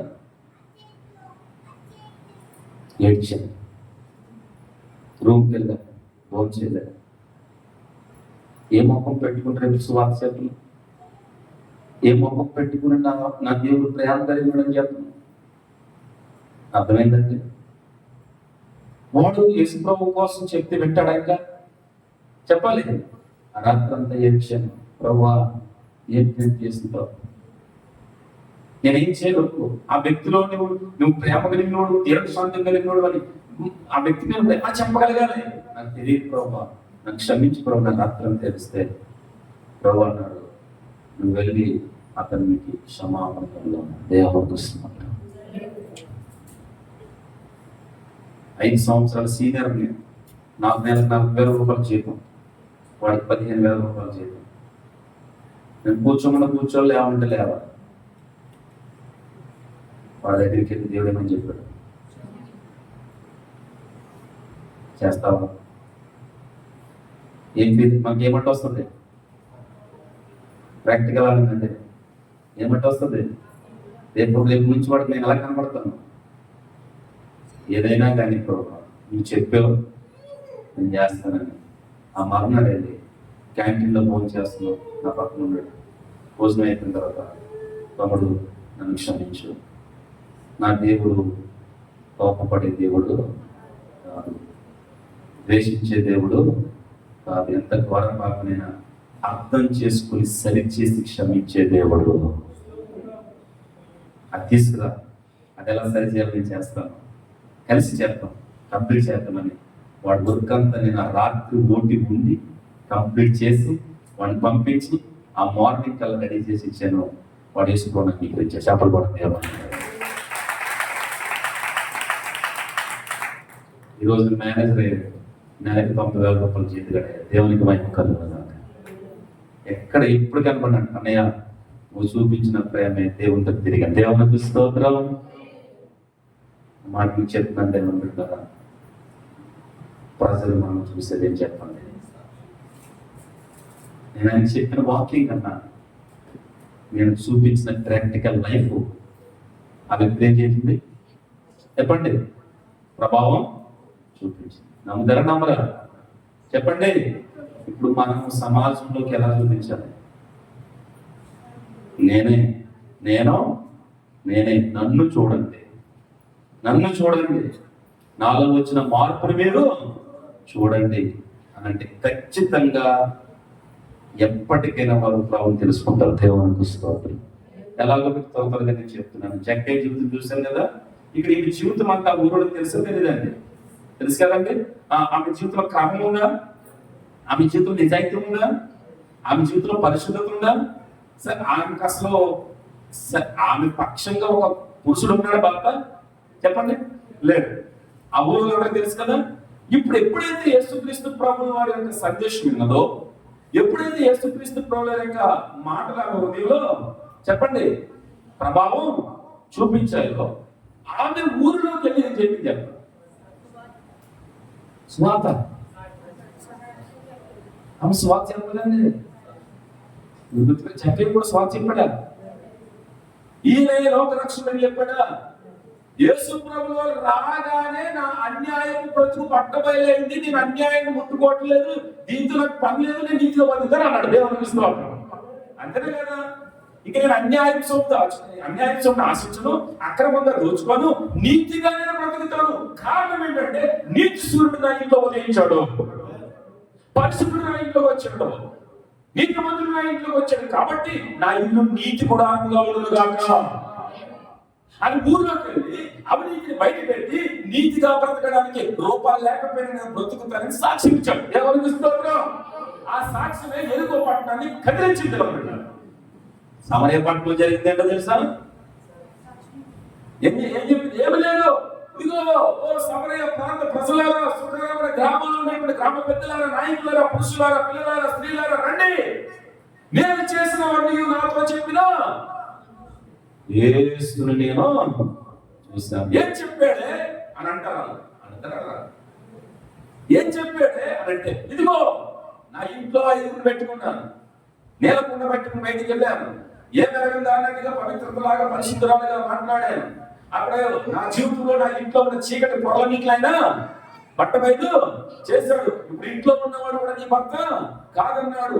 అంటే నాలో ఉన్న పాపాన్ని, నా అంతరంగంలో దాగి ఉన్నటువంటి అసత్యము, అక్రమపు మార్గమును, జీవితం అందరినీ కూడా ఆయన చూపించినప్పుడు ఈయన నిజముగా లోక రక్షకుడు, ఈయన పరిశుద్ధుడు, రాబోతున్న మెస్సయ్య అని గ్రహించుకొని నేను చేసినవని నాతో చెప్పిన దేవుడికి నా జీవితాన్ని అర్పించుకొని ఇంకా ఇంటికి వెళ్ళకుండా వీధిలోకి వచ్చిన సాక్షిగా అంత చెప్పడం కూడా దేవుడు. అట్లనే దేవుడు ఇంటికి వెళ్ళలేదు, ఆ చీకటిలోకి వెళ్ళలేదు, ఆ పాప మీద రొంపులోకి వెళ్ళలేదు. వెళ్ళాక మాట్లాడుకున్నాడని పట్టుకుంటాడు. వాడి చేతిలో పడకుండా దేవుడి చేతిలో పడడానికి రుజువుగా ఈ ఎదుటికి వచ్చాను అంత దేవునికి స్తోత్రం. అర్థమైన దేవుడున్నారా? ఇప్పుడు వారు ఏమన్నారు? నువ్వు సువార్త చెప్పిన దాన్ని బట్టి వచ్చామన్నారా, ఆమెలో వచ్చిన మార్పును బట్టి వచ్చామన్నారు దేవుడు అంటారా? చూడండి, అక్కడ మాట యోహాను సువార్త మనం చూస్తే 40 వచ్చిన వాళ్ళని చూస్తే దేవుడు అంటారా 39 వచ్చిందో, నేను చేసినవని నాతో చెప్పినని సాక్ష్యము అండర్లైన్ చేసుకోండి. దేవునికి స్తోత్రం. నేను చేసినవన్నీ నాతో చెప్పినని సాక్ష్యం ఇచ్చిన స్త్రీ యొక్క మాటను బట్టి ఆ ఊరిలోని సమరయులలో అనేకులు ఆయన యందు దేవునికి మహిమ కలుగును గాక. వినుట వల్ల విశ్వాసం కలుగుతుందన్న మాట వాస్తవమే, సత్యమే. ఆ విశ్వాసము ప్రజల్లోకి ఎప్పుడు వెళ్తుంది అంటే ఆ విన్న వాక్యము నీలో ఫలించి కార్యరూపం దాల్చినప్పుడు వెళ్తాది. వాళ్ళ కళ్ళ ముందు నువ్వు సాక్షిగా కనబడినప్పుడు వెళ్తాది. వారి కన్నులు ఎదుట నీ ప్రవర్తన మారినప్పుడు వెళ్తాది. వారు నివసిస్తున్న స్థలాలలో నీ కుటుంబము ఒక ప్రేమగా నిలయముగా ఉన్నప్పుడు వెళ్తాది. అర్థమైందండి? వాళ్ళు ఏమన్నారు అక్కడ? ఆ స్త్రీ ఇచ్చిన సాక్ష్యము. ఏం జరిగింది అనుకుంటున్నారు? కాబట్టి ఎన్ని మీటింగ్లు పెట్టినా ఒక ఆత్మహత్య అంటే మన ఎంతమంది దేవుని నమ్ముతామని చెప్పినా వాళ్ళు రాగలుగుతారా? చెప్పండి అమ్మా. నేను కాక మొన్న మా ఊళ్ళో స్వార్థాన్ని చేస్తాం జరిగింది. ఒక దాడి జరిగింది, భయంకరమైనటువంటి పరిస్థితి. తర్వాత ఒప్పుకున్నారు, పశ్చాత్తాపడ్డారు. సరే విషయం ఈమె కూడా అలాగే ఊళ్ళోకి వెళ్ళిందా లేదా? చెప్పండి. అప్పుడు కూడా యేసుప్రభువులు ఎరగలేని వారు ఉన్నారా లేదా? ఉన్నారు కదండి, వ్యతిరేకులు ఉన్నారు కదా. కానీ అక్కడ విషయం విచిత్రమైన మాట ఏంటంటే, చూడండి, ఆ ఊరిలో ఉన్న వారందరూ ఆ సమరయులు ఆయన ఇంతకు వచ్చి తమ యొద్ద ఉండమని ఆయన వేడుకోలేదు కనుక ఆయన అక్కడ 2 దినములు దేవునికి స్తోత్రం. హల్లెలూయా. ఏమంటే సాక్ష్యాలు బాగుంటూ 2 దినాలు సభ జరిగింది. దేవునికి స్తోత్రం. ఇక్కడ ఉన్నదా? సాక్ష్యాలు బాగుంటే మనం ఉంటున్న ప్రాంతాల్లో మన ఇంటి దగ్గర 2 దినాలు చెప్పండి. దేని బట్టి ఆ ఇంట్లో ఉన్న అలా మన ఇల్లు ఉండుగాక, మన ఇల్లు సేవకులకు అలా ఉండుగాక. ఏమండి, నేను సాక్షి కలిగిన దాన్ని అయితే, నేను రోషం కలిగిన దాన్ని అయితే, నేను విశ్వాసం కలిగిన దాన్ని అయితే పౌలు గారు మా ఇంటికి వచ్చి వీడికి పెట్టినాను ధైర్యంగా. ఎవరో తూతెర పట్టణస్తులైనా తూతెర పట్టణం భయంకరమైనటువంటి ధనవంతులున్న పట్టణం, గొప్ప అధినేతలున్న పట్టణం, సామాన్యుడిగా అక్కడ వాక్యం చెప్పడానికి అవకాశము లేని పట్టణం, వాక్యమే పరిచయం కానీ పట్టణం, దేవుడంటే ఎరగని పట్టణం. అటువంటి ప్రాంతంలో, అటువంటి పట్టణంలో లూదియా ఇంటి సాక్ష్యము మారిపోయింది. దేవునికి స్తోత్రం. ఆమెకున్న సాక్ష్యాన్ని బట్టి, ఆమెకున్నటువంటి నైతిక విలువలు ఉన్న గొప్పతనాన్ని బట్టి ఆ పట్టణంలో ఎవరు దిక్కులు మనలేదు దేవుని బిడ్డారా. ఇంకొక అద్భుతమైన మాట చెప్తున్నా, ఆ పట్టణానికి సంఘాన్ని కట్టినటువంటి ప్రథమ సాక్షి ఎవరు నిలబడ్డది దేవుని బిడ్డారా? లూదియా నిలబడింది. దేవుని స్తోత్రం. అదే సంఘం గురించి ప్రకటన గ్రంథంలో దేవుడు ప్రస్తావన తీసుకొచ్చాడు. పూతేరియా సంఘం. అవునా కదా దేవుని బిడ్డారు? ఆ సంఘం ఎలా కట్టబడింది? ఎవరు బట్టి కట్టబడింది? ఇంకొక మాట చెప్తున్నా, ఆది అపోస్తలుల సేవ ఎలా స్టార్ట్ అయిందో తెలుసా? సాక్ష్యం కలిగిన కుటుంబాలే సంఘాలుగా మారిపోయింది. చెప్పబడింది దేవుని స్తోత్రం. చెప్పడం తప్పనిసరిగా యాసోను కుటుంబం ఒక సంఘం, అకుల ప్రిస్కుల కుటుంబం ఒక సంఘం, లోయల కుటుంబం ఒక సంఘం. చెప్పండి ఏమంటారా? మార్కు తల్లి యొక్క కుటుంబం చెప్పండి ఒక సంఘం. దేవేంద్రి అనేవాడు ఒక కంచరగాడు అనేవాడు. అయితే ఎపఫ్రోదీతు ఒక సంఘం. అవునా కదా? ఫీబే ఒక సంఘం. ఒక కుటుంబంగా వారు ఎలా మాట్లాడారంటే సంఘంగా మాట్లాడారు. అపోస్తలుడైన పౌలు గారు సేవా పరిచయం కనబడుతూ ఉంటారు మనం. అవునే కదండి? ఒనేసిము, ఫిలోమోను ఒక సంఘం. అంటే ఎలాగా వారు ఎందుకు కాదలేకపోయారంటే ఆ ఏరియాలో వారు బ్రతికిన బ్రతుకును చూసి సంఘాలుగా కట్టబడ్డారు. దేవుని వస్తారు. ఈరోజు దేవుని బిడ్డలారా, పరిశుద్ధాత్మ ప్రేరేపించి మాట చెప్తా ఉన్నారు. మన సంఘం అభివృద్ధి చెందాలంటే మన వ్యక్తిగత సాక్ష్యం అభివృద్ధి చెందాలి. మన సంఘం అభివృద్ధి చెందాలంటే మన కుటుంబ సాక్ష్యం అభివృద్ధి చెందాలి. వ్యక్తిగత సాక్ష్యం, కుటుంబ సాక్ష్యం ఎక్కడైతే బాగుంటుందో వారు వెళ్తున్న సంఘం సమాజాన్ని ప్రభావితం చేస్తుంది. హల్లెలూయా, హల్లెలూయా. కాబట్టి రాత్రికాల సమయంలో ప్రభువా ఈ సంఘములకు వస్తున్న నేను సంఘము యొక్క సాక్ష్యాన్ని పాడు చేసే వ్యక్తిగా బ్రతుకుతున్నానా? సంఘం యొక్క సంఖ్య తగ్గించే కుటుంబంగా మా కుటుంబం ఉందా? సంఘం యొక్క సాక్ష్యాన్ని సమాజంలో ప్రభావంగా చూపించే వ్యక్తిగా నేను బ్రతుకుతున్నానా? దేవునికి స్తోత్రం. పౌలు గారు కొంతమంది వ్యక్తుల కోసం సాక్ష్యం చెప్తున్నాడా లేదా? కొన్ని సంఘాలకి చెప్తున్నాడా లేదా చెప్పండి. ఆమె నాకును అనేకులను సహకారి అని రోమా సంఘంలో ఎవరు చెప్తున్నాడు? ఫీబే కోసం చెప్తున్నాడు. చెప్పట్లేదండి, చెప్తున్నాడు. గల్తీ సంఘం కోసం ఎక్కడ చెప్తున్నాడు? మరో చోట చెప్తున్నాడు. మాసిదోనియా సంఘం కోసం ఎక్కడ చెప్తున్నాడు? మరో చోట చెప్తున్నాడు. బెరయా సంఘం కోసం ఎక్కడ చెప్తున్నాడు? వారు చాలా వాక్య జ్ఞానం కలిగినవారు. అవునా కదండి? నేను చెప్తున్నది కరెక్ట్ గా ఉందో లేదో వారు ఏం చేసుకునేవారు అంటే వాక్య ప్రియులు. హల్లెలూయా. వాక్యానికి ప్రథమ స్థానం ఇచ్చేవారు. అకుల ప్రిస్కుల గురించి చెప్తున్నాడు. చెప్పట్లేదా? చెప్పండి. ఇలా ఆనాటి కుటుంబాలు సంఘాన్ని అనేక ప్రాంతాలకి పరిచయం చేసే కుటుంబాలుగా నిలబడ్డాయి. దేవునికి స్తోత్రం. ఈరోజు అట్టి అనుభవం కలిగిన కుటుంబాలుగా ఈ సంఘంలో ఉన్న కుటుంబాలు ఉండదు కాక.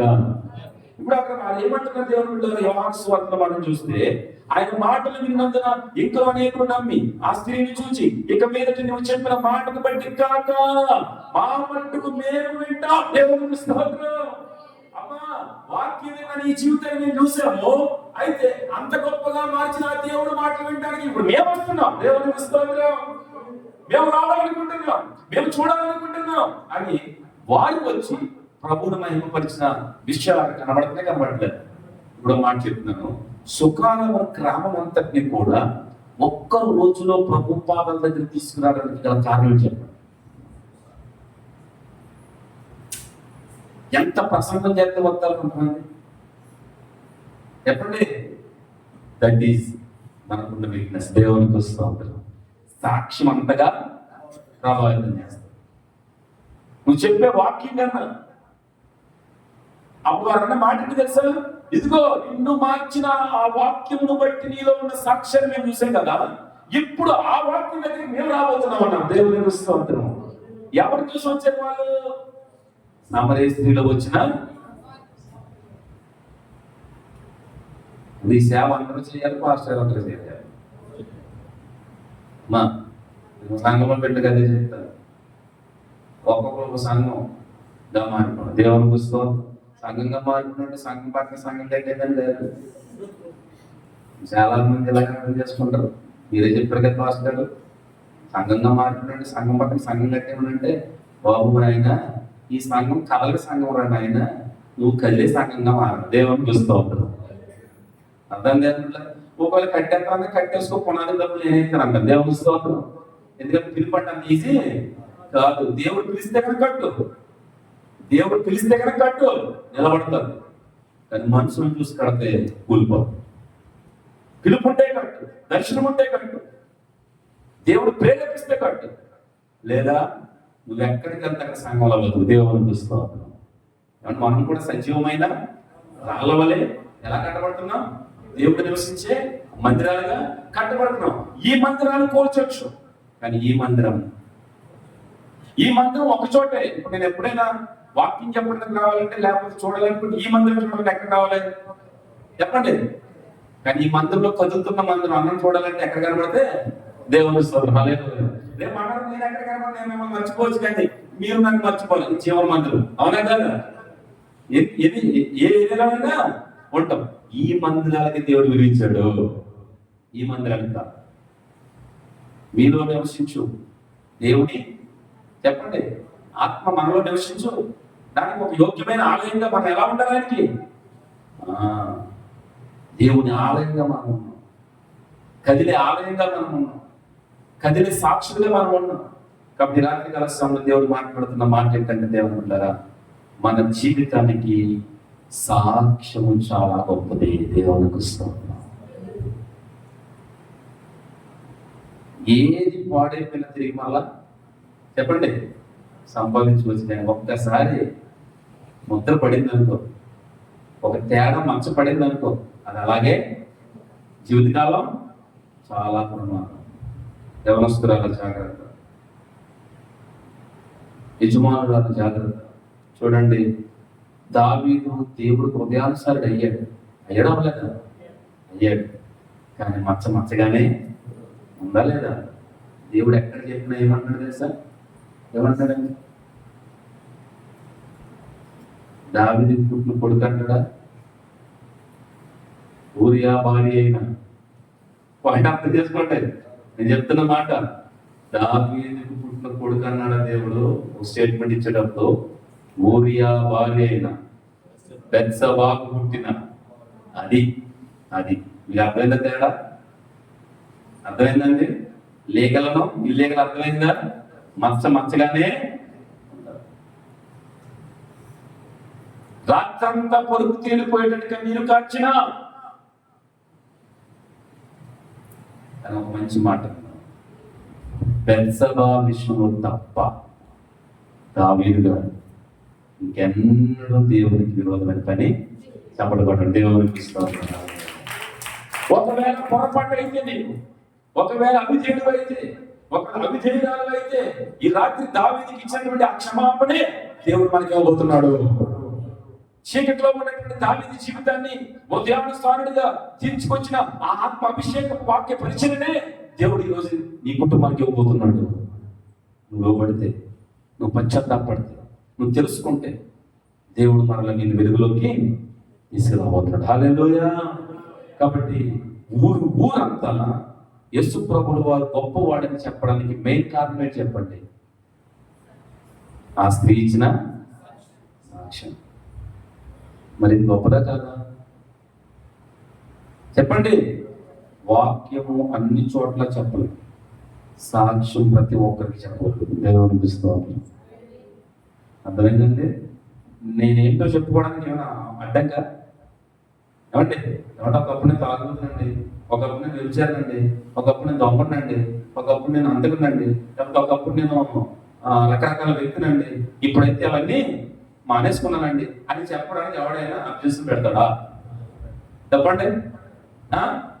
అదే సువార్త. దేవుని స్తోత్రం. అదే ఎలా నీకు సాధ్యం? అప్పుడు అందరు సాధ్యం చేసేవాడు దేవుడు. దేవుని స్తోత్రం. ఇదిగో ఒకప్పుడు నా జీవితం ఇలా ఉండేది, ఒకప్పుడు నా బ్రతికి ఇలా ఉండేది, ఒకప్పుడు నా జీవితం ఇలా ఉండేది. ఇప్పుడైతే చెప్తామా? ఈ వ్యక్తిని కూడా మొదటి వ్యక్తి ఏమని చెప్పాను? జక్కయ్య చెప్పాడు, చెప్పలేదా? రెండవది ఎవరు? అసలు వీధిలోకి వెళ్ళి మొగలతో కానీ వీధిలో ఉన్నటువంటి వ్యక్తులతో కానీ మాట్లాడే అర్హత ఉంది ఏమిటి? అందుకనే కదా ఎవరు లేనప్పుడు వచ్చేది. అంత భయంకరమైనటువంటి వ్యతిరేకత ఉంది ఆ ఏరియాలో ఎవరి పట్ల. అందుకని ఇక్కడ ఉన్నారా? ఇప్పుడు మనకు కూడా ఎక్కడ చూసి ఏంటి చెప్పండి, భయపడద్దు. దీనికి లైసెన్స్ ఉంది. దేవుని స్తోత్రం. నువ్వేంటో చెప్పడానికి లైసెన్స్ ఉంది, నీ బ్రతుకు మార్చుడు ఎవరో చెప్పడానికి లైసెన్స్ ఉందా? నీ గురించి చెప్పుకుంటున్నావు, మరి నా బ్రతుకు ఎవడు మార్చలేదు. అలా ఒక వ్యక్తి చెప్పాడు, 10 పట్టణాలు కదిలించాడు. చెప్పండి కూడా దేవుని స్తోత్రం. 10 పట్టణాలు కదిలించాడు. ఆ వ్యక్తి పేరు రాయబడ్డది కానీ దేవుని బిడ్డలారా, గెరాసిన దేశంలో ఉన్న ఒక యవనస్తుడు. ఆ వ్యక్తి చరిత్ర మనం చూస్తే విలువ లేదు, సాక్ష్యం లేదు. దేవుని పిల్ల తల్లిదండ్రులతో గొడవ పెట్టుకున్నాడు, అనేక మందిని గాయపరిచాడు. అంతేకాదు దేవుని బిడ్డలారా, అక్కడ ఉండేటువంటి ఆ పెంకులు తీసుకొని తన గాయాలు చేసుకొని తన రక్తం తానే తాగుతా ఉండేవాడు. దేవుని బిడ్డలారా, ఊర్లో ఒక టెర్రర్ పుట్టించాడు. అవునా కదా? వీడు ఉండడానికి వీలు లేదు. ఈరోజు చాలా మంది ఎవరు గంజాయికి బానిసైపోయి, డ్రగ్స్ కి బానిసైపోయి, వాళ్ళు ఏం చేస్తున్నారో వాళ్ళకి తెలియట్లేదు, ఏం తింటున్నారో వాళ్ళకి తెలియట్లేదు. ఇటువంటి బ్యాడ్ దేవుని బిడ్డలారా, చరిత్ర కలిగినటువంటి బిడ్డలు మన కళ్ళ ముందు ఉన్నారా లేదా? వీళ్ళకన్నా భయంకరమైనటువంటి వ్యక్తి ఎవరు చెప్పండి? ఆడు బతుకుండగా దిగ్గలతో ఆటలాడుతున్నాడు. ఎక్కడికి వెళ్ళి కొత్త గొప్ప తాగో లేకపోతే ఆ సమాధులతోనో పందులతో చూడడం తాగేసి బిర్యానీలు తినేసో మొత్తం ఇంటికొచ్చి పడుకుంటున్నారు. అవునా కదా? అర్ధరాత్రి 2 గంటలకైనా 2 గంటలకైనా కొన్ని తాళాలు వేసేసుకుంటే బయటనే పడుకుంటున్నారు. మన కూడా అటువంటి కాదు, పడక పంట వార్పు మొత్తం అన్ని ఎక్కడ దెయ్యాలతోటే లేచిన మొదలు సాయంకాలం పడుకునేదాకా ఎక్కడ ఉన్నాడు, అన్ని అక్కడే. అటువంటి భయంకరమైనటువంటి వ్యక్తి దగ్గరికి వాక్యం వెళ్ళింది. దేవునికి స్తోత్రం. అవునా కదా? ఇప్పుడు జరిగిన విషయం ఏంటంటే, ఎప్పుడైతే యేసు ప్రభువు వారు మాట్లాడినాడో, యేసు ప్రభు యొక్క గొప్పతనాన్ని తెలుసుకున్నాడో, మొట్టమొదటిగా వ్యక్తి చేసిన పని ఏంటి తెలుసా? బట్టలు లేకుండా తిరిగి బట్టలు కట్టుకున్నాడు. దేవుని స్తోత్రం. చాలా మందికి ఈరోజు పెద్ద పెద్ద బట్టలు వేసుకున్నట్టున్నారు, కానీ ఎప్పుడు గాలి కలిసిపోయింది. ఇక్కడ ఉన్నారు లేదా? అనండి, బతుకుతున్నామని మీరు విమర్శించారు. అవునా? బట్టలేసింది. ఇప్పుడు ఊరంతా ఏం చూసింది? బట్టలేసి వాళ్ళని చూసింది. అవునా? రెండోది, కాలు తినగా ఉండేది కాదు, ఎక్కడ తినగా ఉండేవాడు కాదు. ఆడిని ఎగిరి తన్నేవాడు, ఈ ఎగిరి తన్నేవాడు, ఆడిని కొట్టేవాడు, ఈయన కొట్టేవాడు. ఇలా ఎగిరి తన్నేవాడు ఏం చేసాడు తెలుసా? కాలుగా దండగట్టు కూర్చున్న వాళ్ళు పెట్టాడు. దేవుని చూసుకోవద్దా? ఒకటి బట్టలు వేసుకోవడం చూశారు, రెండు తిన్నగా కూర్చోవడం చెప్పండి చూశారు. మూడోది ఏంటో తెలుసా? ఆడు లేచి మొదలుకొని సాయంకాలం పండుకునేదాకా అరుపులు కేకలు తప్ప మరొకనాడికి లేదు. సమాజం ఏం చూసుకుని తెలుసా? మౌనంగా ఉండడం చూసింది. దేవునికి స్తోత్రం. ఇప్పుడు వస్త్రధారణ మారింది. రెండవది, వారి నడక ప్రవర్తన మారింది. మూడవది, వారు మాట్లాడే విధానం మారింది. ఆ మార్పును ప్రజలు చూశారు. దేవునికి స్తోత్రం. అంతేనా? దేవుని ఒక అద్భుతమైన మాట చెప్పండి మీకు. వాళ్ళకి ఏమైందో తెలియదు కానీ దేవుని ఆ పందులు నష్టం బట్టో, లేకపోతే అక్కడ ఏదో జరిగినా ఆయన చేసుకోవాలని వాళ్ళకి ఇష్టం లేని బట్టో వాళ్ళు ఏమంటారు తెలుసా? నువ్వు మా ఊరు వదిలి వెళ్ళిపో. ఎవరు వెళ్ళిపోమన్నారు? ఓకే, యేసు ప్రభువులో వెళ్ళిపోమన్నారు. నీ మాట ఊర్లో వినపడడానికి వీల్లేదన్నారు. నీ మాట ఎక్కడ వినబడ్డా, నువ్వు ఎక్కడ కనబడ్డా తన్ని అంటాం అన్నారు. ఎవరిని అనుకుందాం మాట? ఎవరినమ్మా? ఓకే, ఆయన కూడా వెల్కమ్ చెప్పాడు. సరేనా బాబు, మీరు అన్నట్టు నేను ఏం చేస్తున్నాను, వెళ్ళిపోతున్నాను. వెళ్ళిపోతుంటే ఈ దెయ్యాలు పట్టుకున్నాడు, వదిలిపోయినాడు, బట్టలు కట్టుకున్నాడు, సక్రమంగా నడిచేవాడు ఎవరైనా వచ్చారన్నాడు చెప్పండి?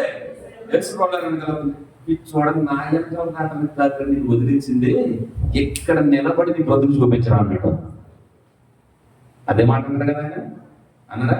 ఇప్పుడు నన్నైతే తోలేస్తాను కానీ నేను బ్రతుకు మార్చుకొని బ్రతుకుతున్న నిన్ను తోలేసే శక్తి లేదు. నేనేం చేశాను? నా ద్వారా వేలు పొందుకున్నావు, నా ద్వారా నీ కుటుంబంలో చేయని కార్యాలు ఏంటో అనుభవించింది నీవే, కాబట్టి నువ్వు నిలబడి ప్రకటించాడు దేవుడు. జరిగిందా జరగలేదా? మార్కు సువార్త 5వ అధ్యాయం చదవండి. ఆయన వెళ్ళిపోయాడు. ఆయన వెళ్ళిపోయిన తర్వాత సాక్షిగా బ్రతికింది ఎవరు? గెరాసిన దేశంలో ఉన్న యవనస్తుడు. ఒక్క యవనస్తుడు యొక్క సాక్ష్యం 10 పట్టణాలు. తెక్కపోలి అంటే 10 పట్టణాలు. 10 పట్టణాలని కదిలించింది. దేవునికి స్తోత్రం. హల్లెలూయా. దేన్ని బట్టి? ఒకప్పుడు త్రాగుబోతు, ఒకప్పుడు వ్యభిచారి, ఒకప్పుడు దుర్మార్గుడు, ఒకప్పుడు తల్లిదండ్రులు కొట్టినోడు, ఒకప్పుడు బట్టలు లేకుండా తిరుగునోడు, ఒకప్పుడు చెప్పండి దేవుని బిడ్డలారా ఊరు మారుతోగింది. ఇప్పుడు అదే వ్యక్తి ఒక కాలం ముందు ఎలా ఉన్నాడు? స్వస్థ చిత్తుడై, క్రమంగా నడుస్తూ, మర్యాదగా మాట్లాడుతూ, తల్లిదండ్రులకు గౌరవిస్తూ, ఏం తినాలో అదే తింటూ, ఏం తినకూడదు దానికి దూరంగా ఉంటూ, ఆ మర్యాదకరమైనటువంటి మార్పు కలిగిన జీవితాన్ని ప్రజలు చూస్తూ ఉంటుండగా నిన్ను మార్చిన దేవుడు గొప్పవాడు అన్నారంటే దేవునికి స్తోత్రం. ఎంతమంది జీవితాలు చూసాం చెప్పండి. జక్కయ్య ప్రసంగి కూడా సాక్షిగా బ్రతికున్నాడు. సుఖరమ్మ గ్రామంలో స్త్రీ ప్రసంగి కుర్రాలా, గాయకుడు రాలా, ప్రార్థన కుర్రాలా, సాక్షిగా బ్రతికిన స్త్రీ. ఆవిడకేం గురించి లేవు. మూడో వ్యక్తి ఎవరు? గెరాసిన దేశంలో ఉన్న ఎవరు? ఇంకేమన్నా ఉన్నాయి గురువులు చెప్పండి. లేవు కదా. ఈ ముగ్గురు ఏం చేయగలిగారు చెప్పండి? ఇంటిని మార్చగలిగేదా? ఒక్కడిని మార్చగలిగేదా? ఆ ఏరియాని మొత్తం చెప్పగలిగేదా? అంతే సాక్ష్యంలో ఉన్న గొప్పతనం దేవుని ఇస్తూ ఉంటాడు. చివరికి ఒక చిన్న, నాకు ఆయన సేవలు పెట్టి చాలా ఇష్టం. నేను ఎప్పుడైనా పాటలు అని వాక్యం ధ్యానిస్తూ ఉంటాను. రోడ్ల మీద చెత్త వీధుల్లో గంట కుప్ప మీద పడుకునేవాడు. ఎప్పుడు వాక్యం రాను ప్రతి ఒక్కరు ఆయన చీయని నెట్టేశారు. రక్తం తొక్కుతూ వీధిలా కూడా తిరుగుతూ ఉండేవాడు. ఏం తింటున్నాడు ఆయనకి తెలియదు, ఏం త్రాగుతున్నాడు ఆయనకి తెలియదు. క్రమం లేదు, మర్యాద లేదు. ఆ పెంట మీద ఉన్న తిండిని ఎదుర్కొని తినేవాడు. ఇల్లు లేదు, తరిమేశారు. రైల్వే స్టేషన్ మీద రోడ్డు పక్కన డ్రైనేజీ పక్కన పడుకుంటూ ఉండేవాడు. అటువంటి జీవితం జీవిస్తున్నటువంటి ఆ వ్యక్తి జీవితంలో ఒక రాత్రి వెలుగు ఉదయించింది. ఎప్పుడైతే వెలుగు ఉదయించిందో శ్మశానాల్లో, డ్రైనేజీల్లో, రోడ్ల పక్కన పడుకుంటున్నటువంటి ఆయన ప్రార్థన జరుగుతున్న కుటుంబంలోకి వెళ్ళి కూర్చున్నాడు. అప్పుడు ఆయనకి పరిశుద్ధ గ్రంథాన్ని ఆయన చేతిలో పెట్టారు. క్రమంగా వాక్యం, క్రమంగా ప్రార్థన, క్రమంగా సహవాసానికి వెళ్ళడం నేర్చుకున్నాడు. కొన్ని సంవత్సరాల తర్వాత అనేక లక్షలాది మంది ప్రజలకు ఓసన్నాగా నిలబడ్డాడు. చెప్పలు కూడా దేవుడు మహిమించాడు. హల్లెలూయా. ఈరోజు అనేక కుటుంబాలు వెలుగులోకి రావడానికి, అనేక కుటుంబాలను వెలిగించడానికి సాక్షిగా సమాజంలో బ్రతికి తన కాలాన్ని ముగించుకొని దేవుని సన్నిధి చేయాలి. దేవునికి స్తోత్రం. ఇప్పుడు ఆయన మన మధ్య లేకపోయినా ఏం బ్రతుకుంది చెప్పండి.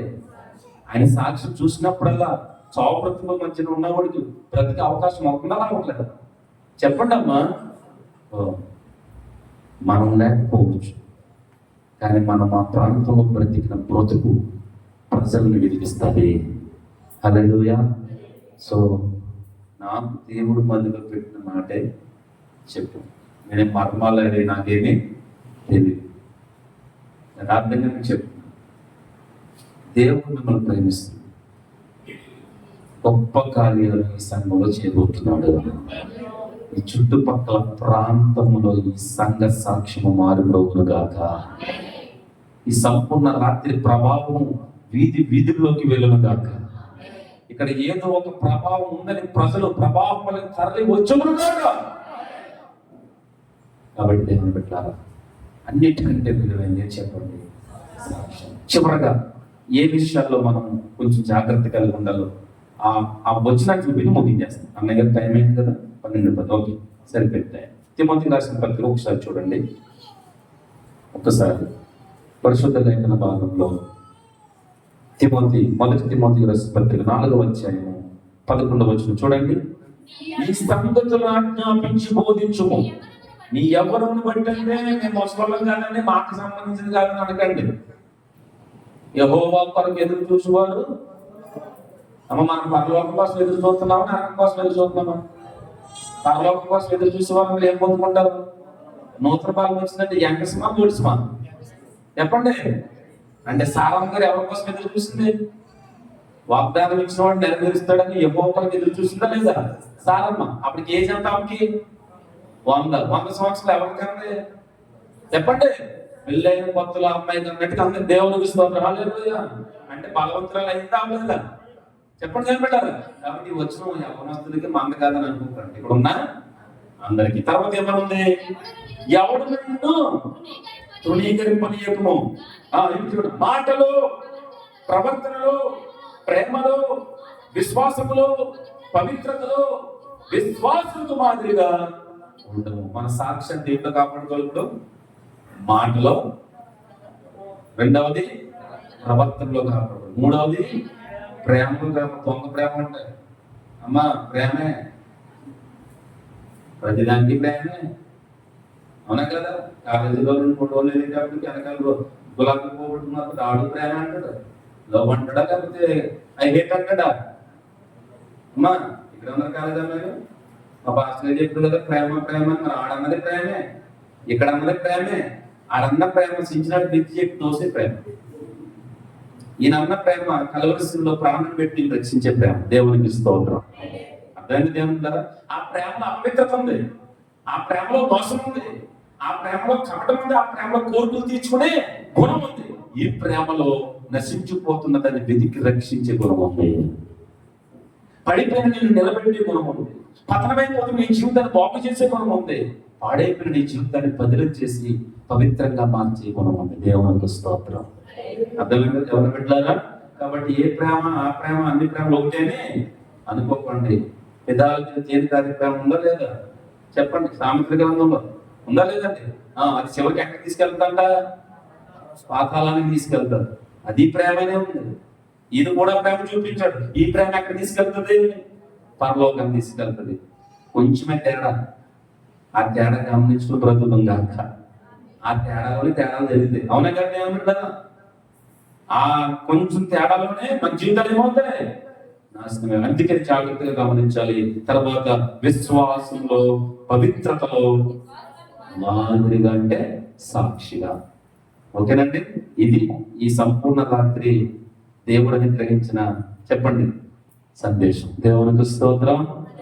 కాబట్టి మనకి ఎన్నున్నా ఏమున్నా దేవుడు చూడ కానీ ఫైనల్ గా ఏమిటి అడిగేది?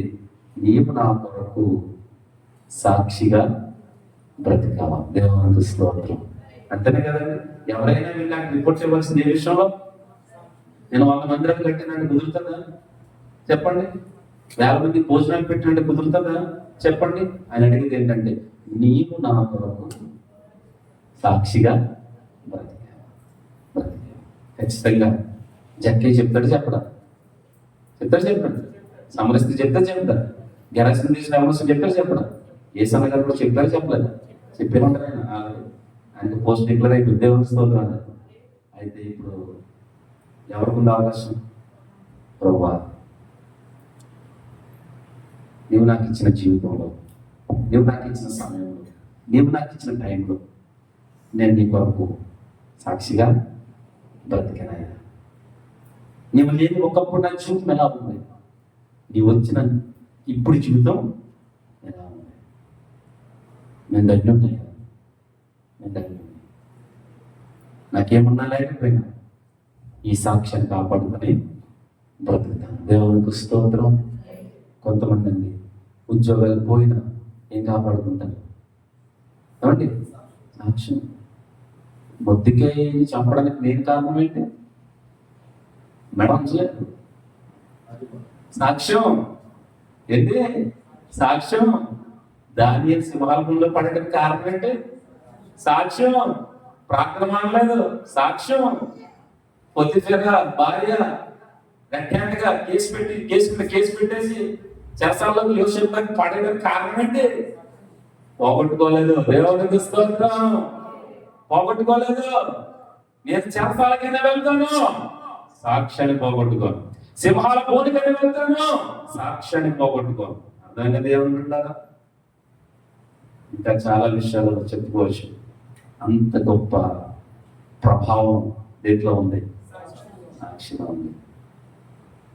సాక్ష్యాన్ని కాపాడుకునే యోసేపు సకల దేశ ప్రజల ఆకలిని తీర్చగలిగాడు. దేవునికి స్తోత్రం. సాక్ష్యాన్ని కాపాడుకున్న దానియేలు 4 రాజుల కాలంలో ప్రభు యొక్క గొప్పతనాన్ని ప్రకటించగలిగాడు. దేవునికి స్తోత్రం. సాక్ష్యాన్ని కాపాడుకున్న మొర్దెకై ఆ దేశమును పరిపాలించే స్థాయిలో నిలబడగలిగాడు. దేవునికి స్తోత్రం. ఈరోజు ఈ అవకాశం దేవుడు మనకి ఇచ్చాడు. ప్రభువా, ఇంతవరకు నేను చాలా దీన్ని ఎలా మార్చుకున్నాను, అంత గురిపెట్టి మాటే కదా అని అనుకున్నాను. మాటే గొప్ప సాక్ష్యం. కాబట్టి ప్రభువా, నేను ఎక్కడ ఉన్నా నీ కొరకు ఎలా బ్రతకాలి, కాలేజీలో ఉన్నా, క్యాంపస్లో ఉన్నా, స్కూల్లో ఉన్నా, పనిలో ఉన్నా, ఇంట్లో ఉన్నా, పొలంలో ఉన్నా, బయట దేశంలో ఉన్నా, సంఘంలో ఉన్నా, నీ సాక్షిగా నేను నిలబడదును గాక.